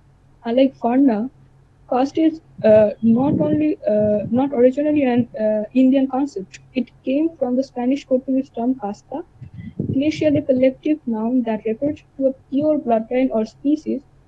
Casta, in the context of Spanish or Portuguese colonial societies, alluded to a system of social order centered on biological parenthood, in which reproducing the pure and noble group was the sole intention of maintaining a caste distinction. The system became rigid, especially from 16th century onwards, when Iberian colonizing forces started extending to Americas and Asia. It is due to this cultural meeting of Iberian colonizers with the colonized Asians in the Indian subcontinent that casta, this word, got introduced to India and became caste gradually. Sumit Guha also wrote, 18th century Spanish American legislations prohibited intermarriage between high and low status groups. Thus, the Portuguese who came to India had assumed that the Indian jatis or varnas, because they also didn't actually they also prohibited intermarriages between varnas.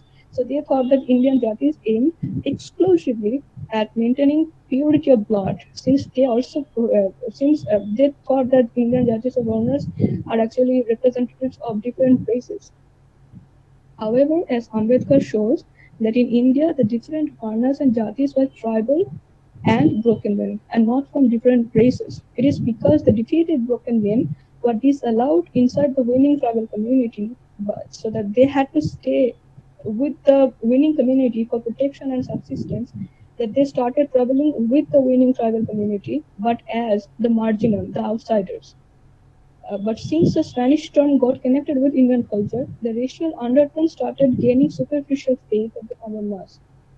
Why were these broken men so important in our posthuman critique? That is because they were the ones who were employed to do the work that the insiders of the society were anxious to do, including manual scavenging, because of the fear of contamination. Gradually, the generational job and its potential for contamination added to the generational marginal lifestyles in the outskirts of the societies resulted in them being considered as untouchables themselves. They become equal with the dirt that they were actually cleaning.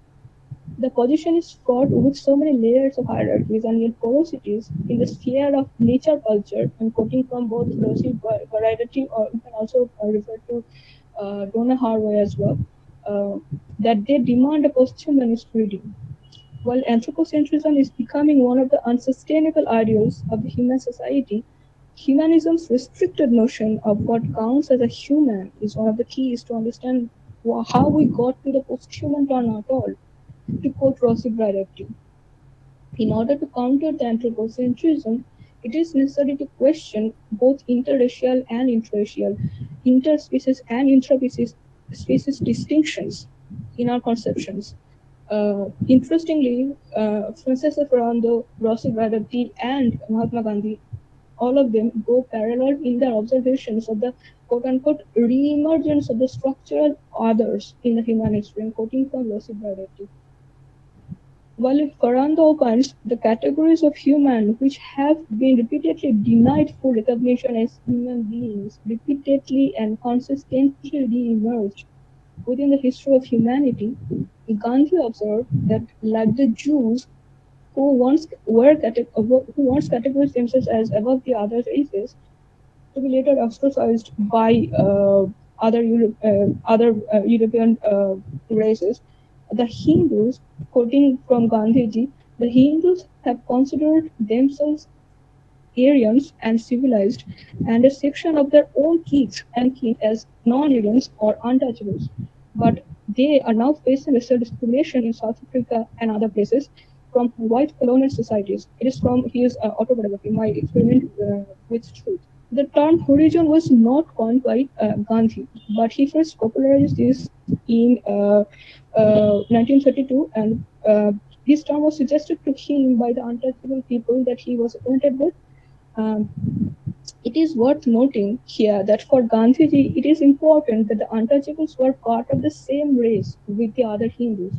While he ran his social inclusion movement to include the Harijans into the Hindu society, with due reverences, declaring that untouchability is one of the greatest blots in Hinduism, he did not attempt the same deconstruction of hierarchies among races. In his autobiography, his racism is clear as he notes his reaction to one of the attacks that he had to face. All colored people are same to him. He is referring to the man who actually attacked him. He know that it's Negro. Sorry to interrupt. You have 3 more minutes. So okay. And can you also please be a little louder, because we are missing you, and if you can be a little slower as well. I think I have to turn off my camera. That is fine. That will be fine. And if you can come closer to the mic, a little louder. Yeah. But also please wrap up in 3 minutes. Sure. Yeah. Did not the Hindu society? Okay, so this is why it cannot be said that his origin movement did not make the Hindu society symbiotically attached to other societies. Now, since I do not really have so much time, so let's dive into one of the main issues. Okay, so far as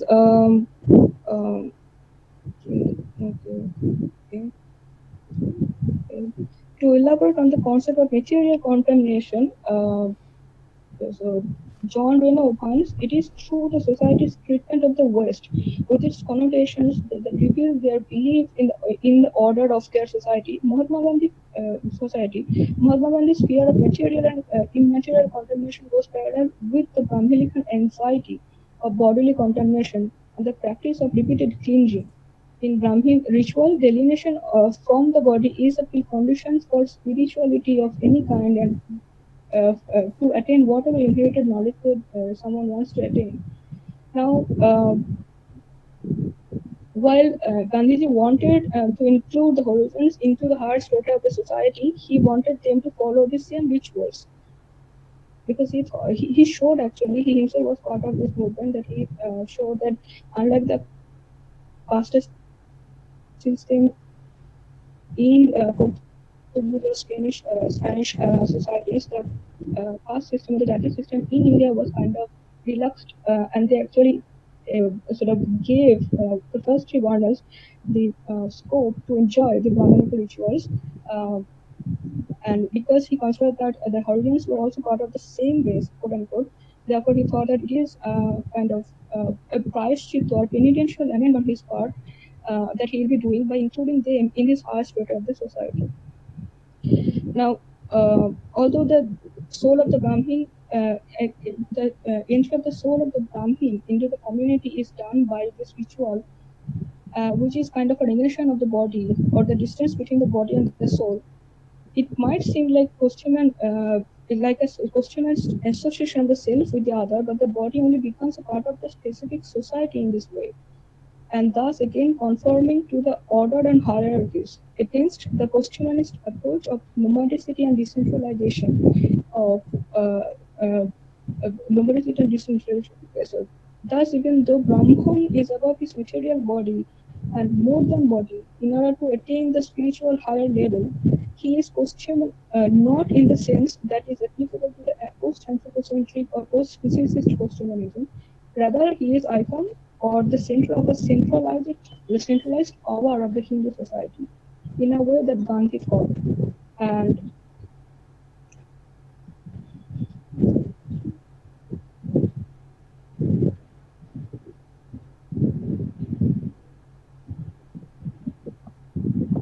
Are you there? Can't hear you. 2 minutes. Yeah, just 2 minutes. Yeah, including the Harijans in this order, he is not actually making the Indian society, or Hindu society, any posthumanist in any way, or because he is actually trying to keep the Hindu society as concealed from the other societies, as concentrated on a particular order of the society that it doesn't really make it a posthuman in any way. Now,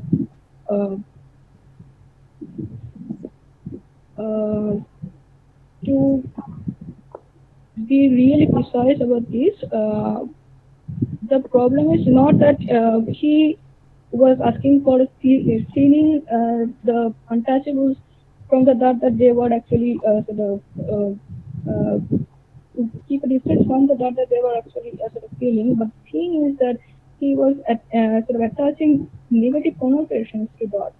To remember Rosie Baluti's words, the relational capacity of the posthumous subject is not confined within one species, but it includes all non-anthropomorphic elements, precisely as it is not disconnected from the rest of organic life.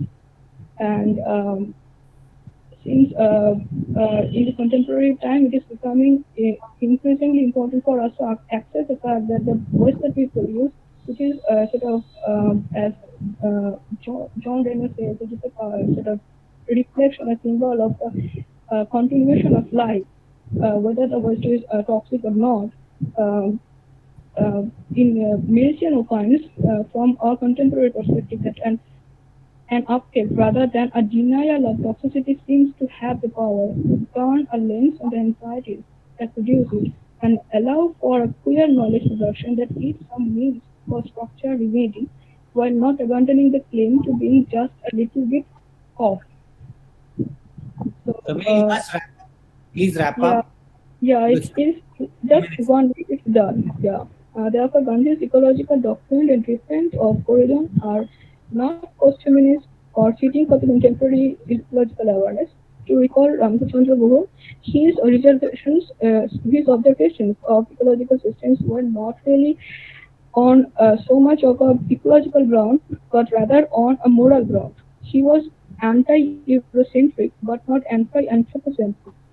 The views that he had gained from ancient Indian philosophy were also the ones that were related to anthropocentrism or on the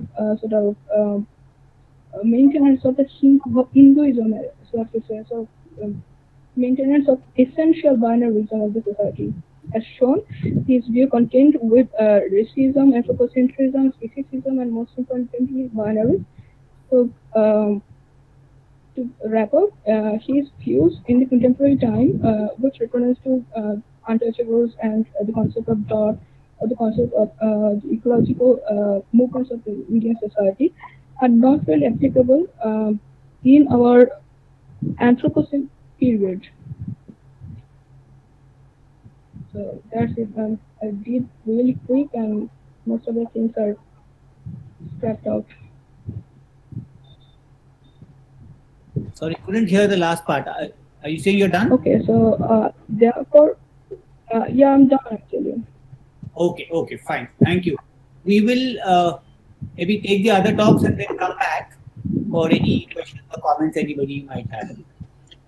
Pankaj, yes. If I may just for a moment draw the attention of the audience to the fact that these papers are also archived on the website, because if people found difficulty in hearing Somili, they can just go to the schedules page and click against her name and the paper can be read.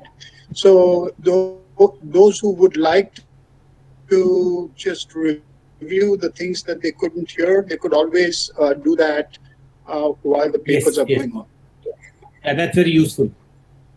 So, thank you, Somili.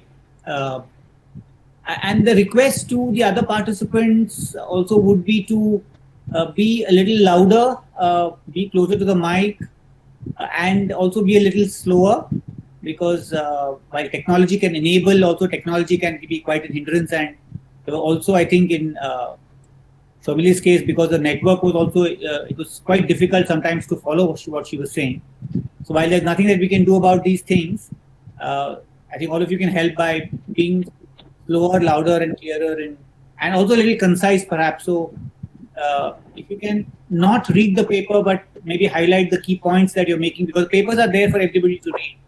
We don't have the time, and maybe the paper reading format may not work in this kind of thing. We're all learning as we go along. Shomi, thank you very much. Yeah, thank you, sir. Yeah.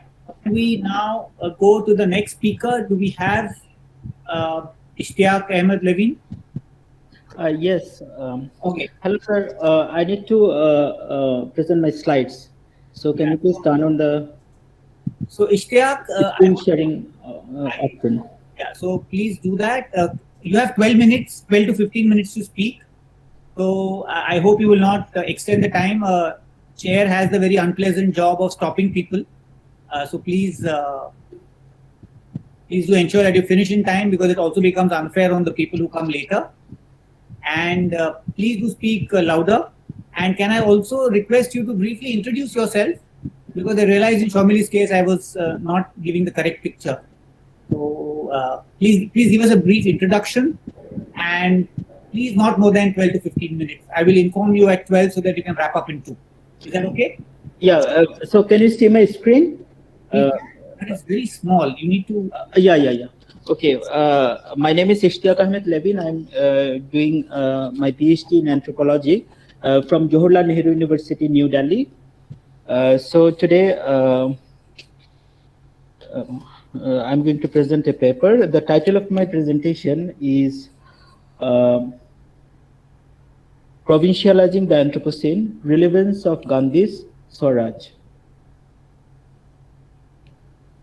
Okay. My paper examines the relevance of Gandhi's idea of Swaraj to provide an ontological response to environmental injustice in the subcontinent. Gandhian ideas help us to understand the ethics of justice in the new climate regime. Therefore, my paper addresses the question of human agency in the Anthropocene, considering the long history of decolonization in South Asia, which was largely shaped by Gandhian idea of Swaraj. We are living in the planetary age of the Anthropocene, otherwise known as the Age of Man. So, the Anthropocene signifies that humans have become a geological force. Many theorists argue that the Anthropocene, as an ontological category, is inextricably bound up with the history of colonialism. So, and the Anthropocene is the clear manifestation of the apocalyptic trajectory of racial capitalism. That's why Gandhian invocation of Swaraj would help us to counter the racial dimension of the Anthropocene. Gandhi's idea of Swaraj bears immense political significance in democratizing the Anthropocene.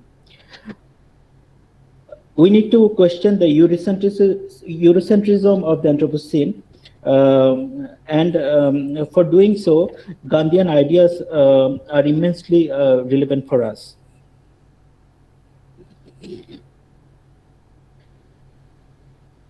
The advent of the Anthropocene constitutes a radical rupture in the modern imaginary, because the Anthropocene basically uncovers the loopholes and limitations of the modern worldview. Pankaj Mishra coined a term called colonial modernity to suggest that modernity is intrinsically linked with the history of colonialism. So you can see the coloniality of modernity in its present form, which is neoliberal globalization. The persistence of colonial modernity historically connects us to Gandhi's anti-colonial struggle for social justice. Colonial modernity is not simply a historical phenomenon, but a worldview that is embedded cognitively. That's why we need self-criticality or self-reflection to decolonize our worldview.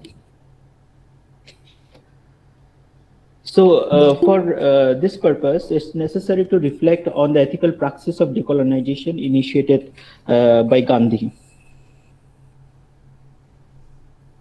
So, for the purpose of decolonizing our worldview, we need to envision a new kind of universal politics. So here, Dipesh Chakraborty's argument is very relevant in this context. Here I quote Dipesh Chakraborty. Yet climate change poses for us a question for a human collectivity, and us pointing to a figure of the universal that escapes our capacity to experience the world. It is more like a universal that arises from a shared sense of a catastrophe. It calls for a global approach to politics without the myth of a global identity, for unlike a Hegelian universal, it cannot subsume particularities. We may provisionally call it a negative universal history, unquote.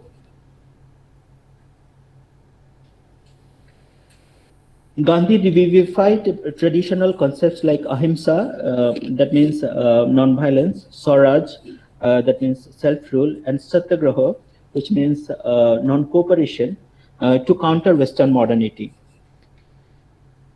Gandhian ideas would help us to identify Western modernity's prejudices, blind spots, and cognitive arrogance. With the advent of the Anthropocene, we must again question the universal claims of colonial modernity, which is the cause of the Anthropocene. Gandhian ideas would help us to envision a radical ecological democracy which can counter the global aggression of neoliberal capitalism in the Anthropocene. So Gandhi basically mobilized traditional cultural resources to construct his own politics. So Bruno Latour also emphasizes on the importance of non-modern traditional worldviews. I quote Bruno Latour: "The anti-moderns, like the postmoderns, have accepted their adversaries' playing field. Another field, much broader, much less polemical, has opened up before us, the field of non-modern worlds. It is the Middle Kingdom, as vast as China and as little known," unquote. Swaraj provides an alternative framework for envisioning society beyond the temporal confines of the Anthropocene. For Gandhi, Swaraj doesn't merely mean national independence. Swaraj also means self-care, self-restraint, and ethically just behavior guided by spiritual self-rule. Gandhi basically borrowed the concept of Swaraj from Bhagavad Gita. The reason behind such unique conceptualization of Swaraj is what Ashish Nandi calls psychopathology of colonialism. Gandhi's Swaraj was basically a response to the psychic violence of colonialism perpetuated by a culture of hypermasculinity. So to conclude, Gandhi's ideas of self-transformation, Swaraj, Satyagraha, and Ahimsa can be cogent responses to contemporary ecofascism and climate denialism. The political praxis, that means Gandhian idea of non-violence, is concerned with the voluntary act of disempowerment aimed at disarming the power of structural violence. This political praxis also paves the avenue for intra and intra-species interaction and becoming with. In the context of the Anthropocene, this political praxis would lead us to the uncanny terrain of new alliances and new possibilities. It is only through such a political praxis we can understand our victimhood in alliance with other species, which would make us capable of collective action and meet the challenges of the Anthropocene. So basically, Gandhi provided a very unique conceptualization of Swaraj. So to quote Gandhi, it is Swaraj when we learn to rule ourselves. It is, therefore, in the palm of our hands. Do not consider this Swaraj to be like a dream. Here there is no idea of sitting still. The Swaraj that I used to picture before you and me is such that after we have once realized it, we will endeavor to the end of our lifetime to persuade others to do likewise. But such Swaraj has to be experienced by each one for himself. One drowning man will never save another. Slaves ourselves, it would be a mere pretension to think of freeing others. Unquote. Thanks. Thank you very much. That was a nice synopsis, if I might say, of your paper, because I had a chance to read the paper as well. And thank you also very much for keeping to time. And I think we'll have a chance to discuss in more detail in the session after all the presentations are over. Thank you very much. Thank you. Maybe if there is one or two any questions of clarification the audience wants to ask, because we have saved some time in the presentation. If not, then we can go to the next presentation and move to the discussion. But if a quick comment. May I ask a question? Yeah, but it has to be please make it only a clarificatory question. Yes, it will be a clarification. Yeah, go ahead, please. Yeah, so this is my, thank you for the paper, Levin Ahmed. I just need a small clarification that Gandhi's idea of Swaraj is particularly about, as you also clarified, about self-rule and about mastering yourself. And of course, he borrows it from Bhagavad Gita and things like that. But also, if you're considering the ambit of posthumanism, it is about a kind of interrelationality. It is about a kind of coexistence with the other. And by other, I also mean the non-human other, and not just the other neighbor or the other ethnicity or the other class or gender, etc., etc. So how are you relating Swaraj with a kind of interspecies interrelationality? Yeah, that's a good question. Sorry, can I intervene, and can we park this question for the discussion? I think because it's a very interesting point, and there might be, you might require more time for a substantive response. Sure, no problem. I think it's an important point. And we will start the discussion with that subsequently. Okay? Yeah, thank you so much. Can I now invite the third speaker?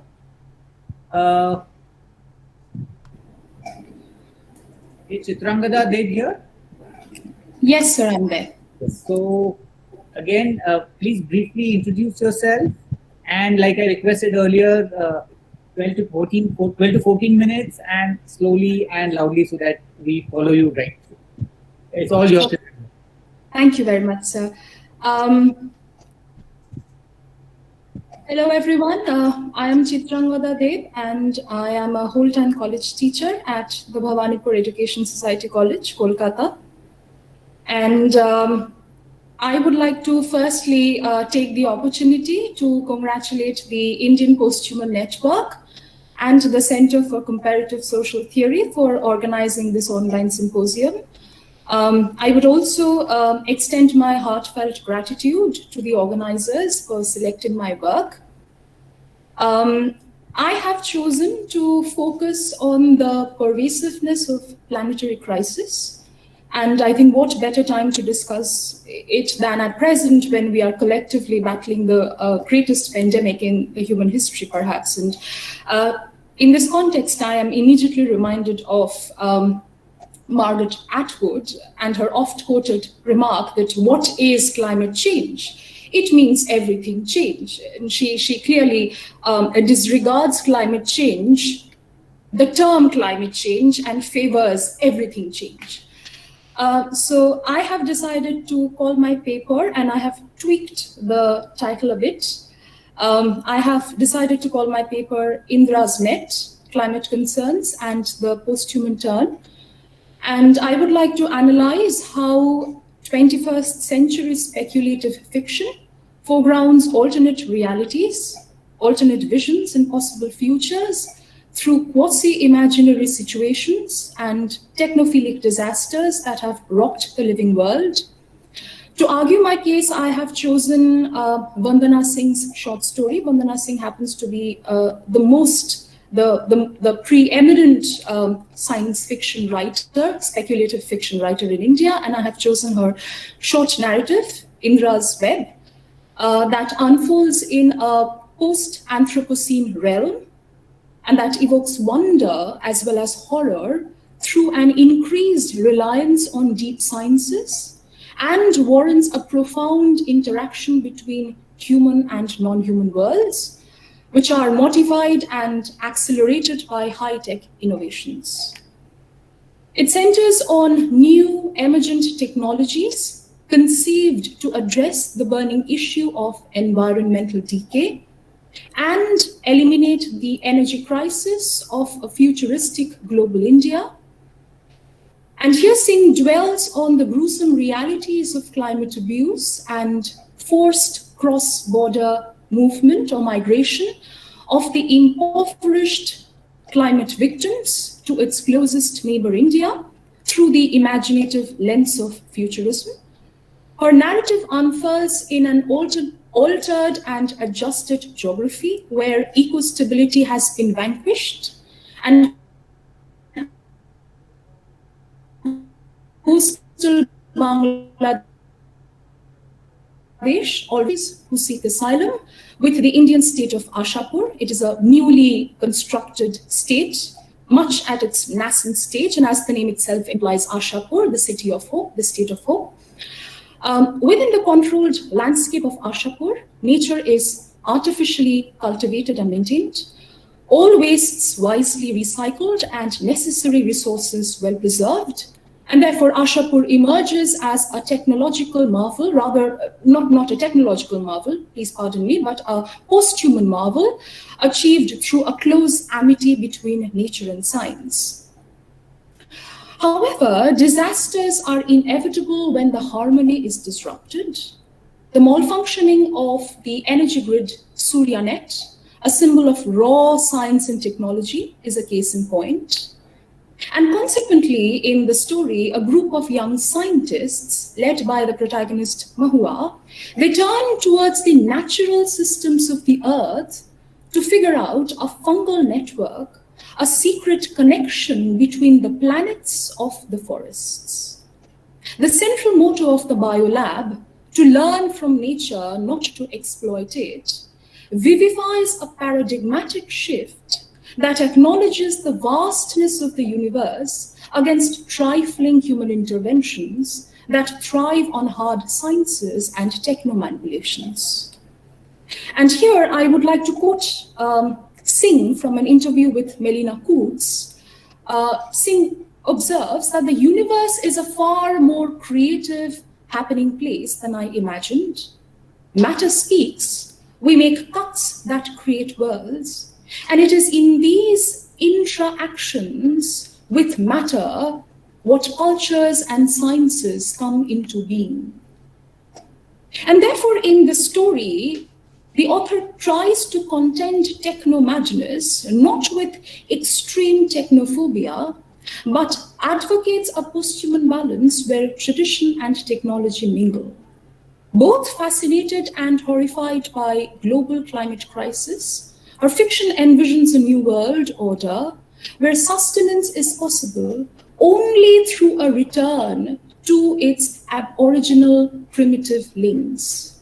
She elucidates great concerns for ancient literatures where individuals and natural energies both were active participants in the cosmos, and advocates indigenous wisdom as is indicated by the cosmic web of the great god Indra.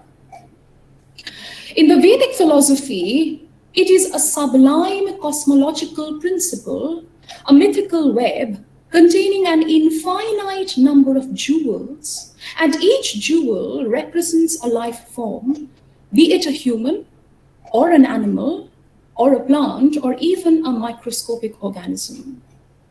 This web is damaged by autonomous, self-centered human activities that adversely affect the larger macrocosm and also strongly victimize mankind. Vandana Singh hails the net of Indra as the web of life, a metaphor for the interdependence, the interconnectedness, and organic unity between all sentient beings. In a true post-human fashion, her narrative rejects anthropocentric exclusivity and shares awareness with the enormity of the non-human agents in upholding biodiversity and safeguarding human species from the precipice of extinction. And Vandana Singh observes, and I'm quoting the author once more, we need to deconstruct the individual. We need to reacquaint ourselves with geography, with land, and and nature not really as a backdrop, but as a potential character. We live in a world of interlocking, dynamic, complex systems where sometimes a small thing can have global consequences, unquote. And therefore, Singh's protagonist, Mahua, derives her idea from the pages of Indian mythology that she once shared with the stories that came from the mouth of her own grandmother. So she derives from the pages of Indian mythology and advocates environmental justice through the fusion between the ancient and the contemporary. And therefore, Mahua reflects, and I'm quoting the text, "In the twilight hush, there are sleepy sounds of birds settling in the trees. A family of rhesus monkeys chatter softly in a rooftop garden above her head. A radio is playing an old film song very softly. If she wants, her shell unit can pick up energy data from the sensors in each dwelling place. She loves this marriage of the traditional and the new, the forest and the city, this great experiment, this marvel that is Ashapur, the city of hope." And therefore, what we find is that Anglophone speculative fiction, Vandana Singh's fiction, it as an emerging genre, it addresses the pervasive presence of climate emergency, which perhaps is the most pressing challenge of the entire human civilization presently, the entire world at present. And as a mode of rewriting literature, therefore, speculative fiction offers alternate realities, alternate histories, and alternate sciences, as well as messages of awareness, messages that make us, rethink of ourselves, of our beings, and our existences, as Francesca Ferrando introduced us to in her opening dialogue, in her opening words. And therefore, speculative fiction, along with offering alternate spaces, also give us messages of harmonious and shared living, redirecting the human species towards a different but a more productive way of being. And therefore, Vandana Singh's Indra's Web does not necessarily become a technologically heavy tale, because she clearly rejects a transhumanist conquest of the universe. But contrarily, it advocates the legacy of Indian myth, which is imbued with positive future possibilities. Climate collapse can be combated, and glitches within raw miracle machines can be cured through a posthuman synthesis of ancient wisdom and contemporary techno-innovations. Thank you very much. Thank you very much, Chitrangada. That was really interesting, and I must admit, I really found your paper very interesting. I had not known of this author, I have not known of which talks more about my personal ignorance, but I think the possibilities and the way you have presented it has been quite fascinating and enlightening. Thank you so much. We'll now move to the next paper. Do we have Trishila Datta as well? She joined us? Hi, I'm here. Yeah, great. So, you're ready to start? Yeah. Can you also briefly introduce yourself? And I hope you've been with us from the beginning. So the request is 12 to 14 minutes. Do be loud and clear, and hopefully technology will not come in the way. It's all yours, Trishna. Go ahead. Thank you so much. Yeah. Good evening, everyone. Thank you to the organizers for this opportunity to be here. A little loud. Sorry, Trishna, a little louder. Okay. I said thank you for this opportunity to be here and allowing me this chance to, gather with all of you to, as you say, envision. Sorry, I'm going to interrupt you again. Can you hold the mic closer to your mouth? Hear me now? Is it better? That'll help a lot. Is it better now?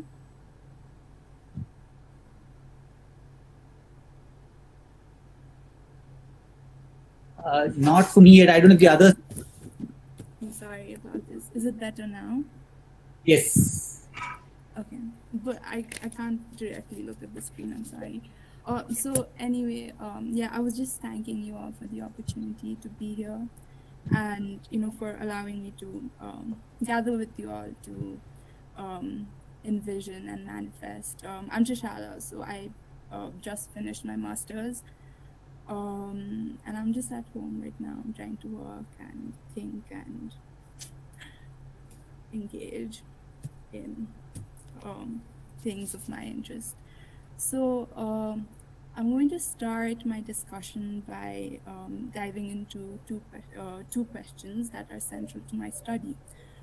The first is identifying the vocation of reading the body, not just the human body, but the body and its messy expulsions within the space of the post-colonial. And the second is to determine, or rather, look into whether it is possible to reimagine intimacy with others through the body and its discards. So, to answer these questions, I have engaged closely with the study of waste. And I have used waste as a cultural imaginary to define and redefine and rather like reimagine the human body and all that leaves it, and how these discards and that which is external to us bind us together with other beings, right? So I start with thinking about the body as an archive, and I borrow from the works of Julieta Singh, who also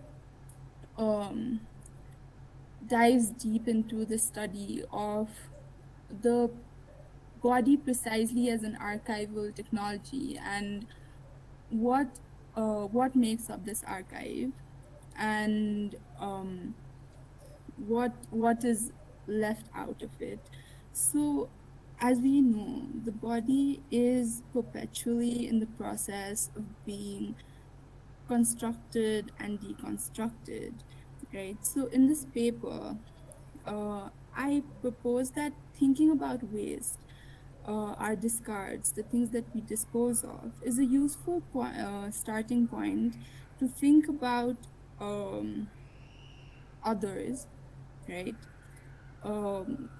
And their lived experiences within the marginal contexts of where our waste dwells.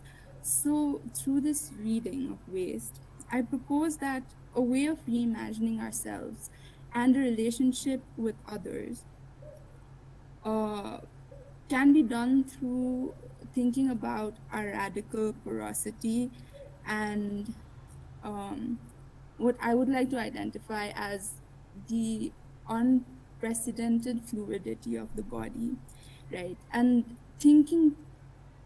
I am rather hopeful that thinking about the ways that we expel on these terms can make it a site of new possibilities.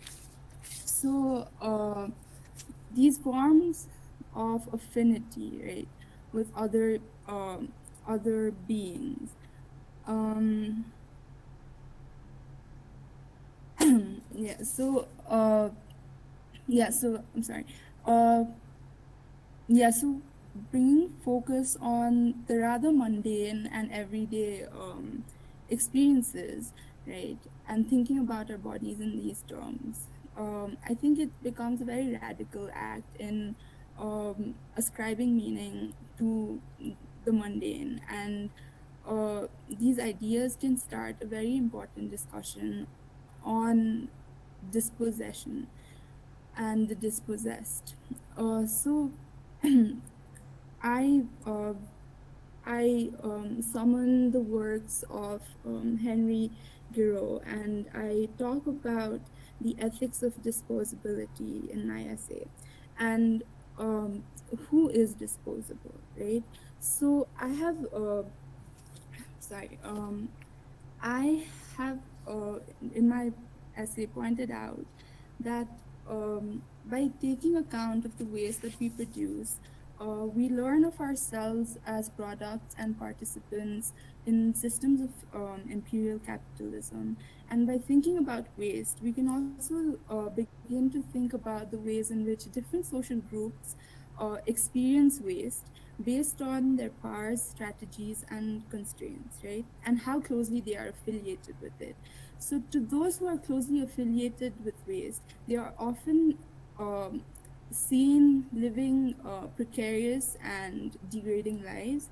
And I am alluding to the lives of garbage pickers, sanitation workers, manual scavengers, animals, right? So those who live among the disposable themselves become the dispossessed. And this experimental language, and herein lies the crux of my essay, is ingrained into caste politics in India. So this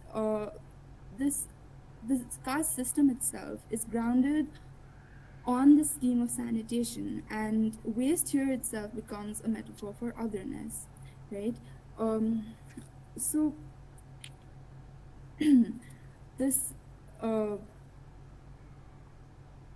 I'm sorry.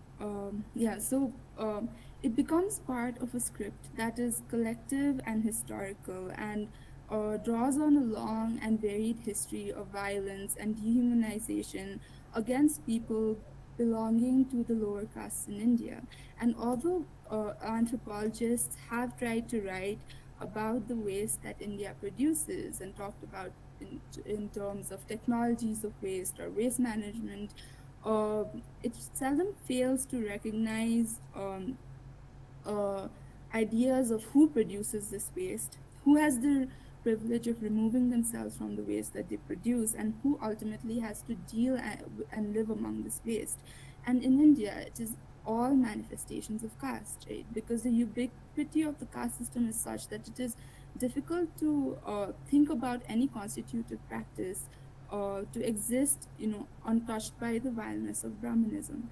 So the caste system itself is aligned in terms of purity and pollution, wherein um, Dalitness is closely identified with pollution, and Savarnas are supposed to be the epitome of purity, right? So here waste becomes a site of contestation, but it's also of oppression, of fragmentation, and then of resistance, which demonstrates this relationship with the oppressive structures of Brahmanism. So we already know that, there is at least one manual scavenger belonging to the Dalit community dying every 5 days after they dive into a sewage system or a septic tank, and the dehumanizing conditions that mark their existence and working conditions, which is constantly exposing them to various lethal substances and gases. But is there enough discourse around it? And why not, right? So when you think about this, it becomes a very manifestation of this ethics of disposability that I was talking about, right? So who do we understand as being disposable? So this vocabulary of filth and unsanitary practices is also very familiar to us in the way that it was used in the imperialist agenda, right? It is currently also used against racial and anti-immigration rhetoric against humans whom, like, the Western Empire considers to be social excrement, right? And the fear of immigration is justified through the nation's disdain for excess and disproportion. And it stems from the need to control boundaries in bodies and the body's boundaries, and the exits and entries of the bodies and the things that leave it or enter it become potential sites of conflict and control. So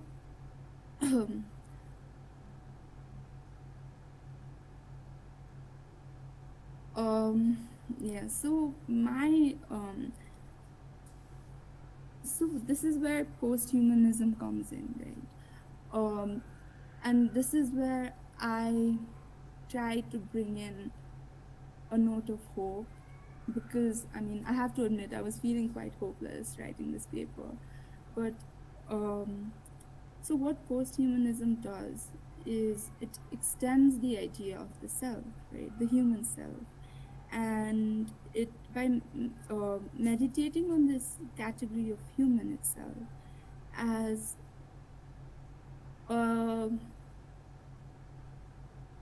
as a site of contestation, you know, stepping away from the dominant discourse and, you know, identifying the human as a political stake and thinking about uh, the construction of the human being as something that is made, remade, and unmade, and how these very ideas is what also consolidates the hierarchies between humans and less than humans or non-human elements, right? Perhaps on that note, we can like think about a more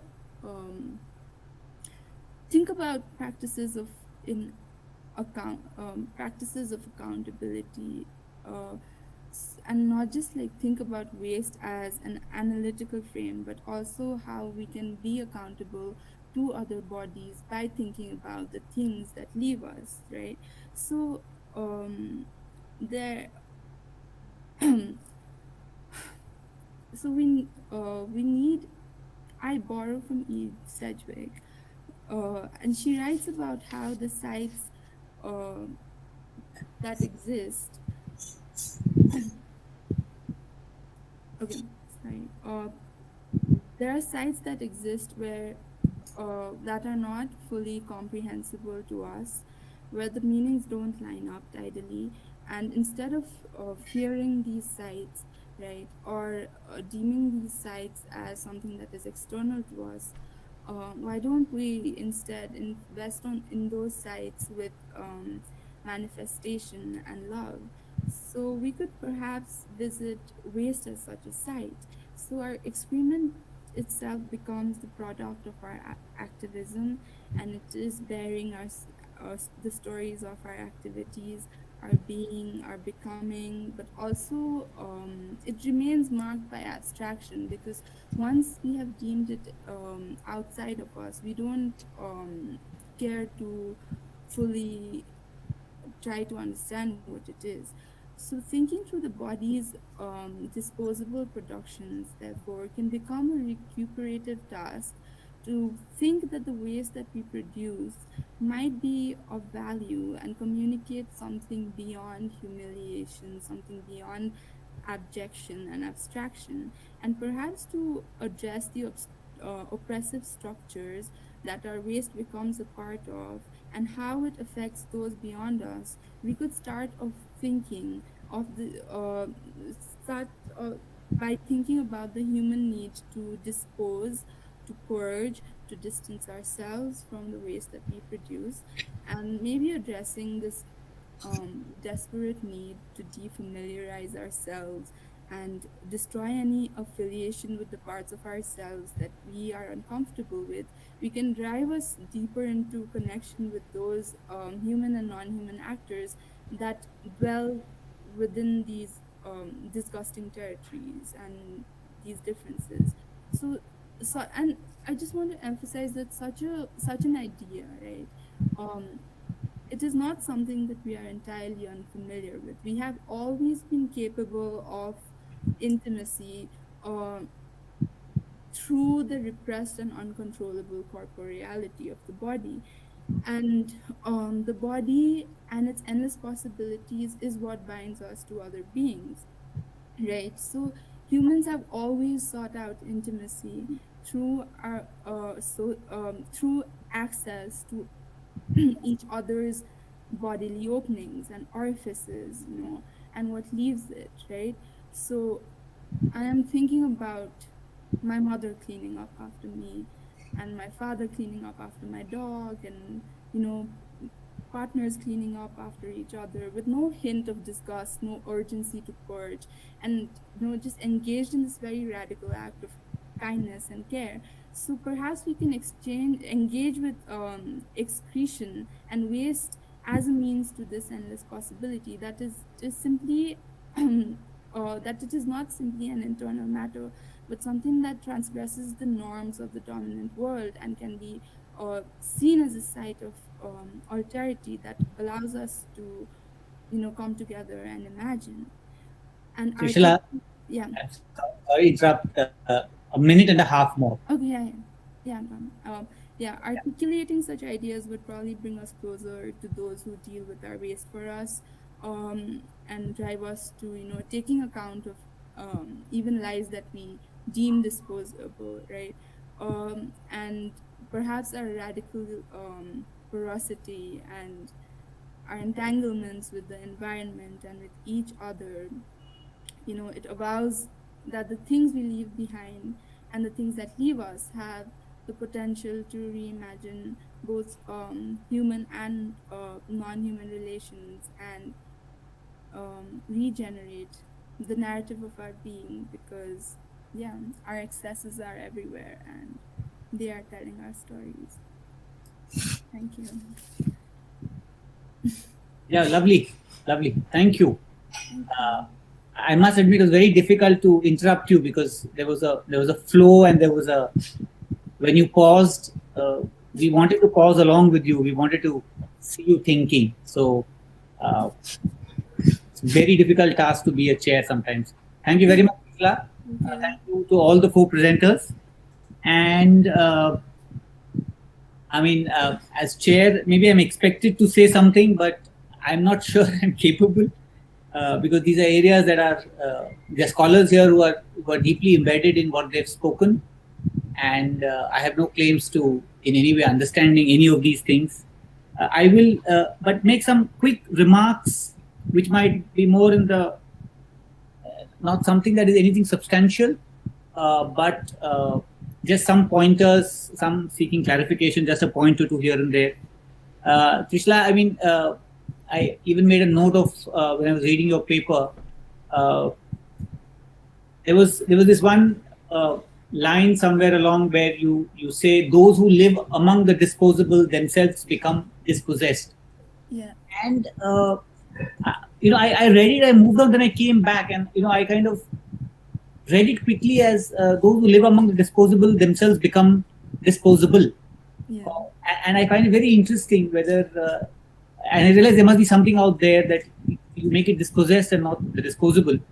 And you also you asked this question of who is disposable. And I think for me, this has been in some senses, and Francesca also talking about the human, some people historically and even today, some being more human than human and some being less human than human. So I think this idea of the disposability, I think is very important. And I think a comment that is there in the chat by Abhishek, radical and illuminating, I think I would agree. I was just wondering, Trishla, just as a thought, the last bit of what you spoke about humans having sought intimacy through accession to each other's orifices and what leaves it, and then you write of these 3 or 4 examples. Yeah. I was wondering whether in the paper itself you thought about actually elaborating more on the nature of this cleaning up and the nature of this the more ethnographic element, if I might use that term. Yeah. Because for me in the paper, those 3-4 lines really made a very immediate connect, and it made sense because I could see myself in that position somewhere. Yeah. So I was thinking, what would it mean? Because finally it is based on the one hand, and when you say we do that, what kind of happens? So I'm just going to park there. You can come and talk, think about it, or respond or not respond. To speculative, I just go quickly to the just a couple of quick points, and then I'll open it up. On the speculative fictions, I was just wondering. Just a moment. I'll just of the Chitrangada. Where does this? How should I put it? You spoke of this idea of creating radical possibilities, if I remember the right terms that you used. But do you as a scholar or do you as a reader see that actually happening? Or is it not a fair question at all, even for that matter? That would be my one question to you. And to the first two speakers, Shamili and Ishtiaq Ahmed, you know what I find very interesting, either by the absence or maybe deliberate or otherwise, in Gandhi's discussion on environmentalism, and that's the kind of frame that you're using. More instrumental question, almost a more question of the literature. Did you have a chance, or did you come across the work of Kumarappa, of J.C. Kumarappa? Because I asked that because I came to this very recently. I have myself been reading a lot about Gandhi in the last couple of years, as a matter of fact. And more than Gandhi, what is fascinating is this character called J.C. Kumarappa, who some people say was the economist Gandhi learned, and in some senses also setting the tone for the Gandhian environmentalism or ecological sensitivity. So I will just leave it to that. Maybe we can go one by one with Shamili quickly responding to my point, or if you don't want to. 1, 2, 3, 4, and then we have some questions coming up in the chat. There's Ananda who said something. There was a question in the presentation to Ishtiaq earlier. So Shamili, do you want to quickly respond to what I asked? Yeah, Professor. The thing is that I have not actually read about Kumarappa. I'm just noting the name down. I'll be actually reading about him. Well, J.C. Kumarappa, there are 2 or 3 very interesting biographies of late that have come out on Kumarappa. He himself wrote quite prolifically. He was the brain behind Gandhi's economics. He was a PhD in economics, so maybe you should look at him. He has a book famous book called The Economy of Permanence. Yeah, I actually got reference of this name in Gandhi's writings. Yeah. It's quite problematic. This book is quite problematic in parts, but on the other hand, very interesting in many ways.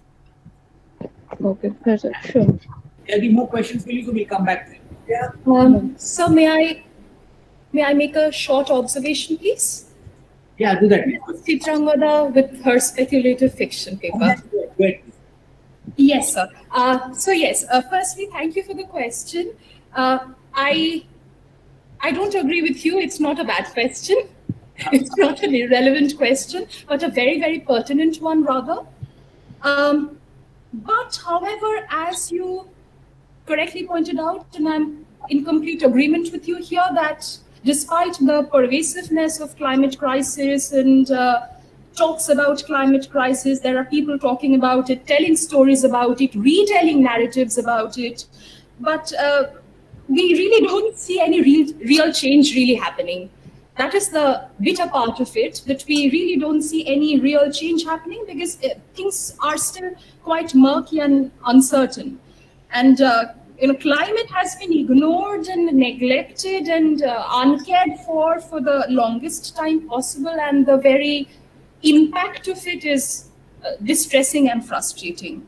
So, mankind has shown utter disregard for climate, and therefore, 2018 onwards, with the start of forest fires and great floods and storms and heat waves, I think it's a very majestic and horrifying turning moment in the entire history, where the concerns, the impacts of climate has been felt across the globe. And here I would also like to refer to, I don't see any real change happening. Maybe the scientists working on it and enlightened people as you will be more competent to address that question. But I, as a layman and as a scholar, I don't think much really happening besides a lot of discussions in the academia and papers being written and literatures being created out of it. So I'm just reminded, and I would end with a small reference to a Native American botanist. I was reading her the other day. Her name is Robin Wall Kimmerer. Robin Wall Kimmerer, who talks about, she's a botanist and a scientist, and she says that all indigenous cultures have always had stories about not taking too much from the earth. All indigenous cultures have something to say about a balanced approach, but this kind of a literature is not really seen in England, rather in English literature, because English literature is always looking at the Enlightenment or the post-Enlightenment, where you are making more, desiring more, making more profit, and so on and so forth. So therefore, she observes that it is only recently that climate and climate concerns has grown in popularity, whereas in the recent past, it was completely neglected and rejected. So, yes. All right, great, thank you. Thank you, sir. Ishtiaq Ahmed Levin, if you, the earlier question after your talk, and then, I mean, this little small question, perhaps not very relevant, of Kumarappa that I asked. Yeah, I'm not familiar with Kumarappa's work, so yeah. Yeah. Yeah. And there was a question for you immediately after your, Asijit, was that he had asked about, I'm forgetting the... Yes, the question was on interrelationality and interspecies interrelationality and how it is linked to Swaraj, the idea of Swaraj, which is mastering of the self. Yeah. Yeah, that's an important question. Gandhi's eco-philosophy draws its inspiration from indigenous tradition, in general, Hinduism in particular. So if you see Hindu mythology, you'll find that there is no clear-cut distinction between human, animal, and the divine. So obviously, Gandhian eco-philosophy actually is very close to posthumanism. So within posthumanism also there are many variations within posthumanism, and Gandhian eco-philosophy shows that we have always been posthuman. That means, like, even before, posthumanism is basically based on a kind of teleological understanding of history. That means, like, it assumes, posthumanism assumes that earlier there was humanism, then posthumanism emerged after postmodernism or humanism. But there is a problem with this teleological understanding of history. So if you see in the Enlightenment tradition also, you will find many posthuman tendencies. For example, if you read Novalis or this Spinoza or Leibniz, you will find many posthumanist elements within Enlightenment philosophy also. So in India, like Indian philosophy also, you will find many posthumanist elements. So in that sense, like, we have always been post-human actually. And Gandhian eco-philosophy is very interesting because it opens up a new avenue to understand the human in relation to the divine and the non-humans. Thanks. Thank you. So Trishula, there is a question for you in the chat box by Anindya. And in the meanwhile, if any of the others, I can only see the Google chat.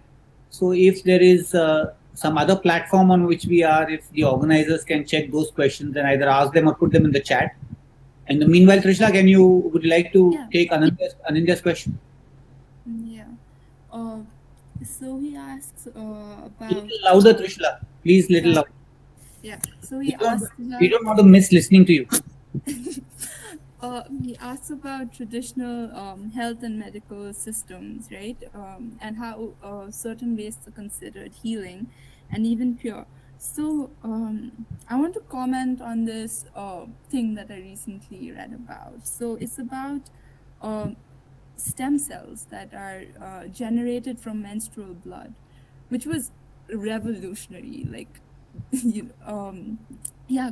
coming upon this article. So apparently, I think it's called mesenchymal. I don't know if I'm pronouncing it right, but a particular kind of stem cells are harvested from menstrual blood, and then it is utilized for cosmetic and regenerative procedures, right? So this question, this is the first thing that came to mind when Anindya asked this question. So how menstrual blood is considered taboo almost. It extends the boundaries of waste. It is outright taboo to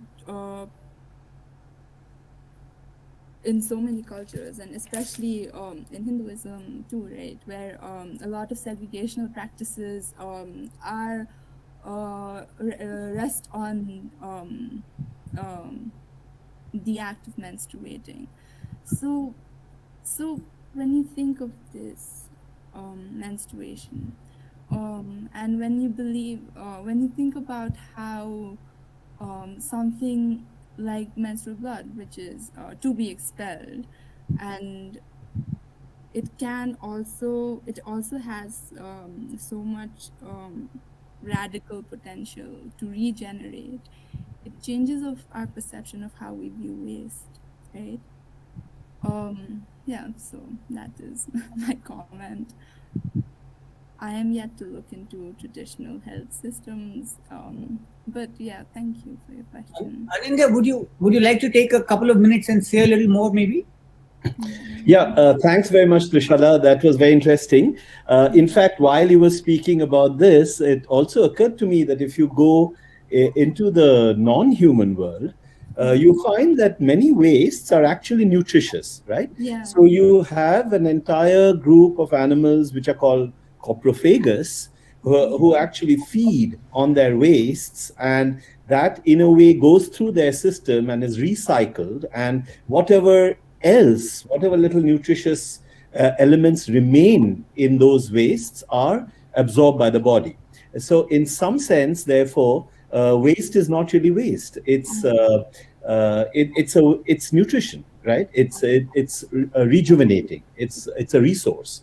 In fact, there are many species. So the macaques, the monkeys that I study, regurgitate, and this is also known in carnivores and other canids or felids, where there is regurgitation, and that is consumed by not only the individual themselves, but by their dependent young.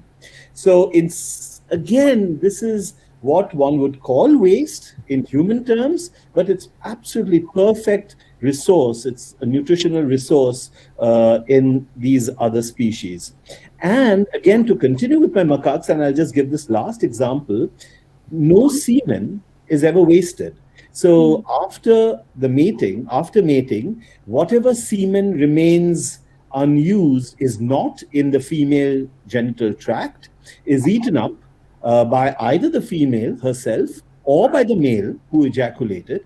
And there again, the reason being that semen is perhaps one of the richest sources of protein, and it's not wasted.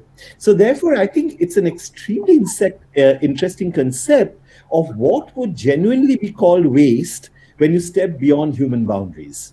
Just again, something that occurred to me while you were speaking. Thanks, Trishala, for an absolutely fascinating talk. Really enjoyed it. Yeah, can I also add a point to Professor Sinha's observation? Can I add a point? Yeah, yes, please go ahead.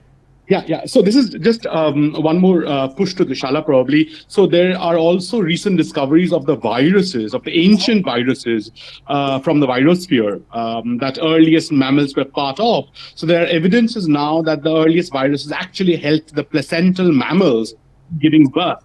So technically, the process of birth started because of virus. Also, you have evidence of cyanobacteria oxygenating the atmosphere. So actually what we breathe, they say 5% to 8% of it is viral. So it's viral oxygen, viral air. So even virus as waste has always been productive and a sort of aid to human evolution. Yeah, that's what I would say. Thank you. I think we may have run out of time, but I can ask the Samrat, you want to ask something? Yeah, I want to ask one question to Trishala. A very brief question. That what is because I have also worked on the economy of things and disposable things. So my question is, can waste become site of resistance, particularly by the marginalized communities who have a close association and also perhaps the emotive relationship with the West or something, and also the recycling of the West, because we often have seen that the people who are poor, the urban poor, often they have the habit of recycling the West. So just like the animals which Aninduda mentioned, maybe for the vested beings, the vested entities which we think who are not important to the society, for them they have a different relationship to the West, and they can give it back. Yeah. So this is so I mentioned in my in the course of my presentation that I was feeling rather hopeless, right? And my hopelessness was, undergirded by the sense of pessimism that even if I write this paper today, and if I'm here sitting in the comfort of my home, radically imagining about, all the possibilities of waste, there will be sanitation workers and frontline workers and animal scavengers who will be out there, right, cleaning up after us, dying, right? And I can't stop that. But this is a very insightful observation, right, that you presented, and I want to think more of this. I have been, but there's too much to it, and I want to do it justice, and I don't want to speak half-heartedly. So yeah, that's all I have to say. Thank you so much. Thank you. I was saying it's touching 10:40, so maybe are we done for the day? I think we have 20 minutes.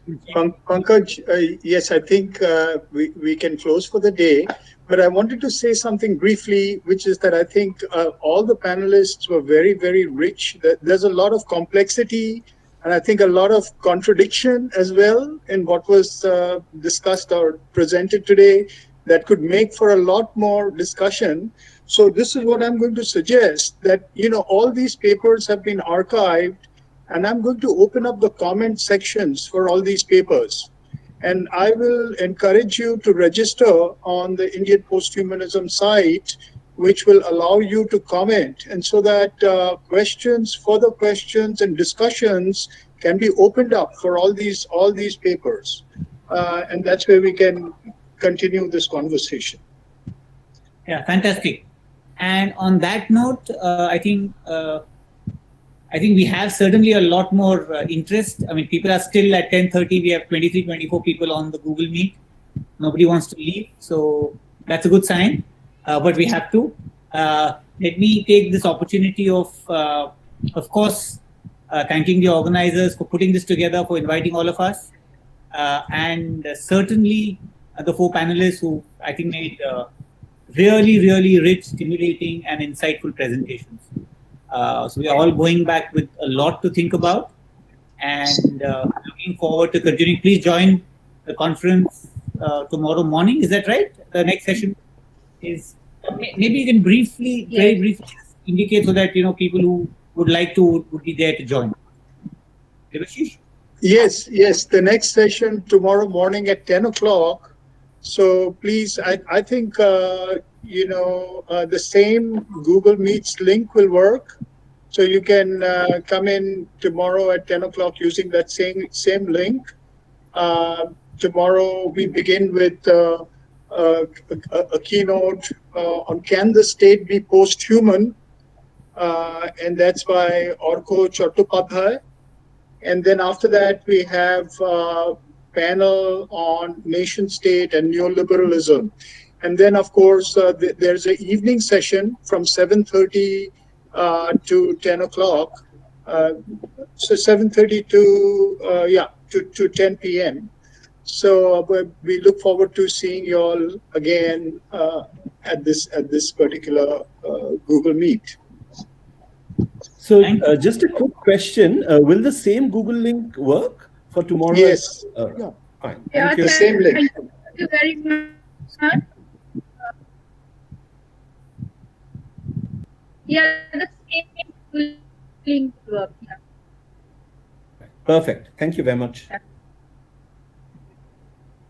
Okay, thank you and good night, everybody. So, thank you very much. Bye. Thanks, Pankaj. Yes. Good night to you all. Thanks, Francesca. Thank you. Yeah, Thank you. Devashishta, thank you. Thank you very much. And good night. And let's meet tomorrow. Yeah. Good night.